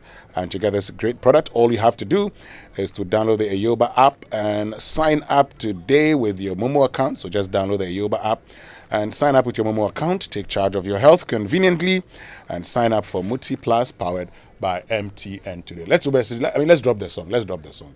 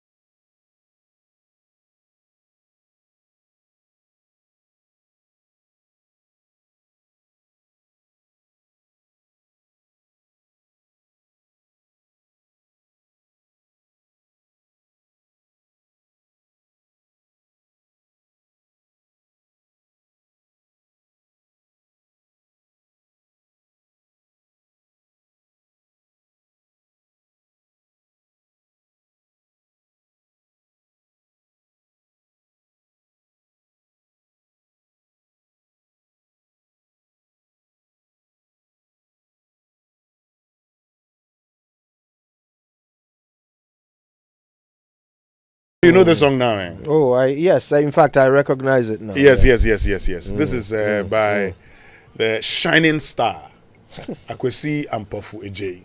AAE.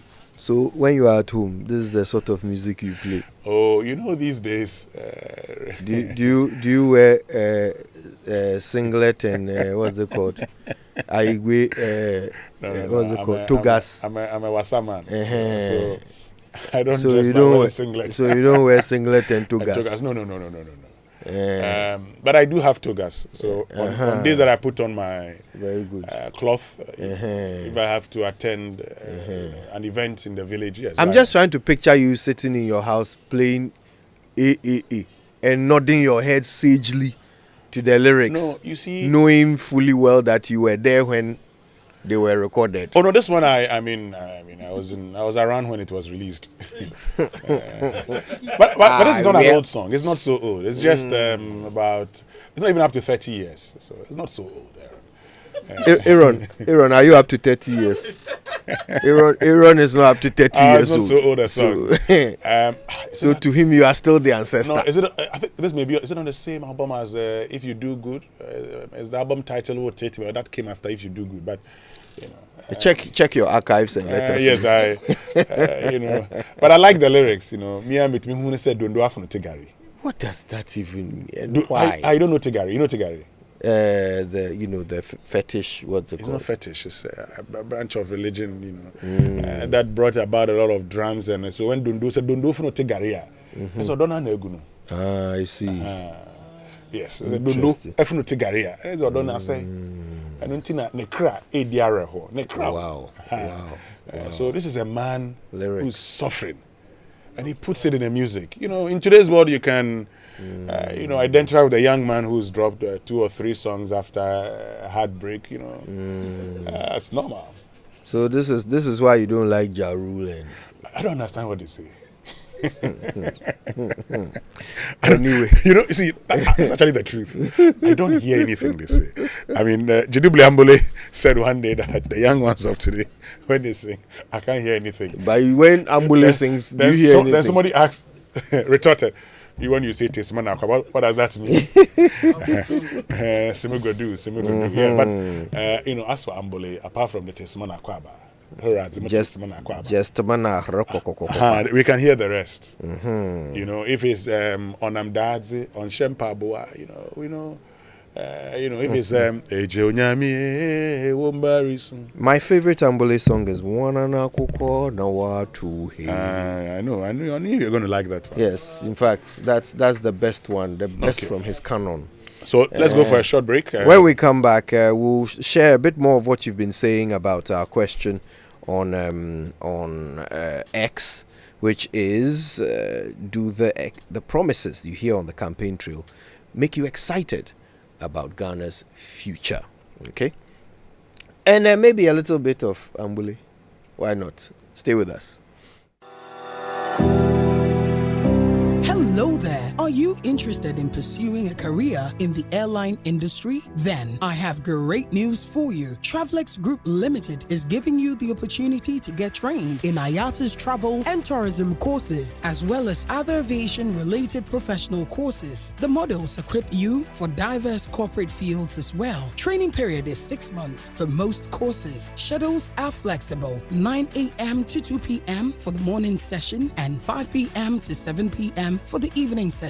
Payment plans are also available. Certificate and internationally recognized diplomas are received after successfully going through the program. The Travelex Group is in its 32nd year celebration and is giving out great discounts. So hurry and visit our new office at Cargo Door Airport behind the KLM office. Email us at travelexgrouplimited@gmail.com or call us on 024-656-7898 or 020-813-9985 or 026-688-8000.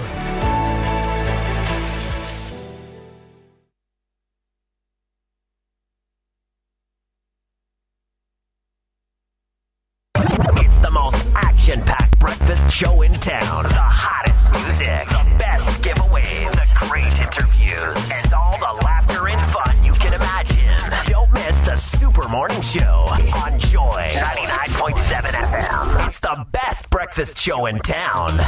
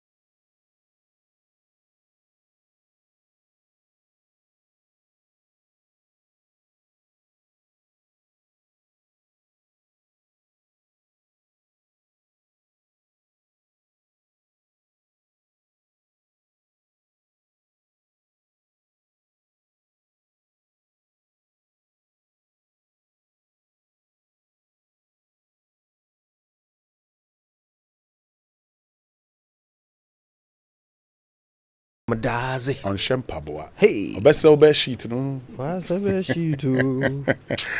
Anyway, you know, those were great songs. Yeah, these are great songs. Okay.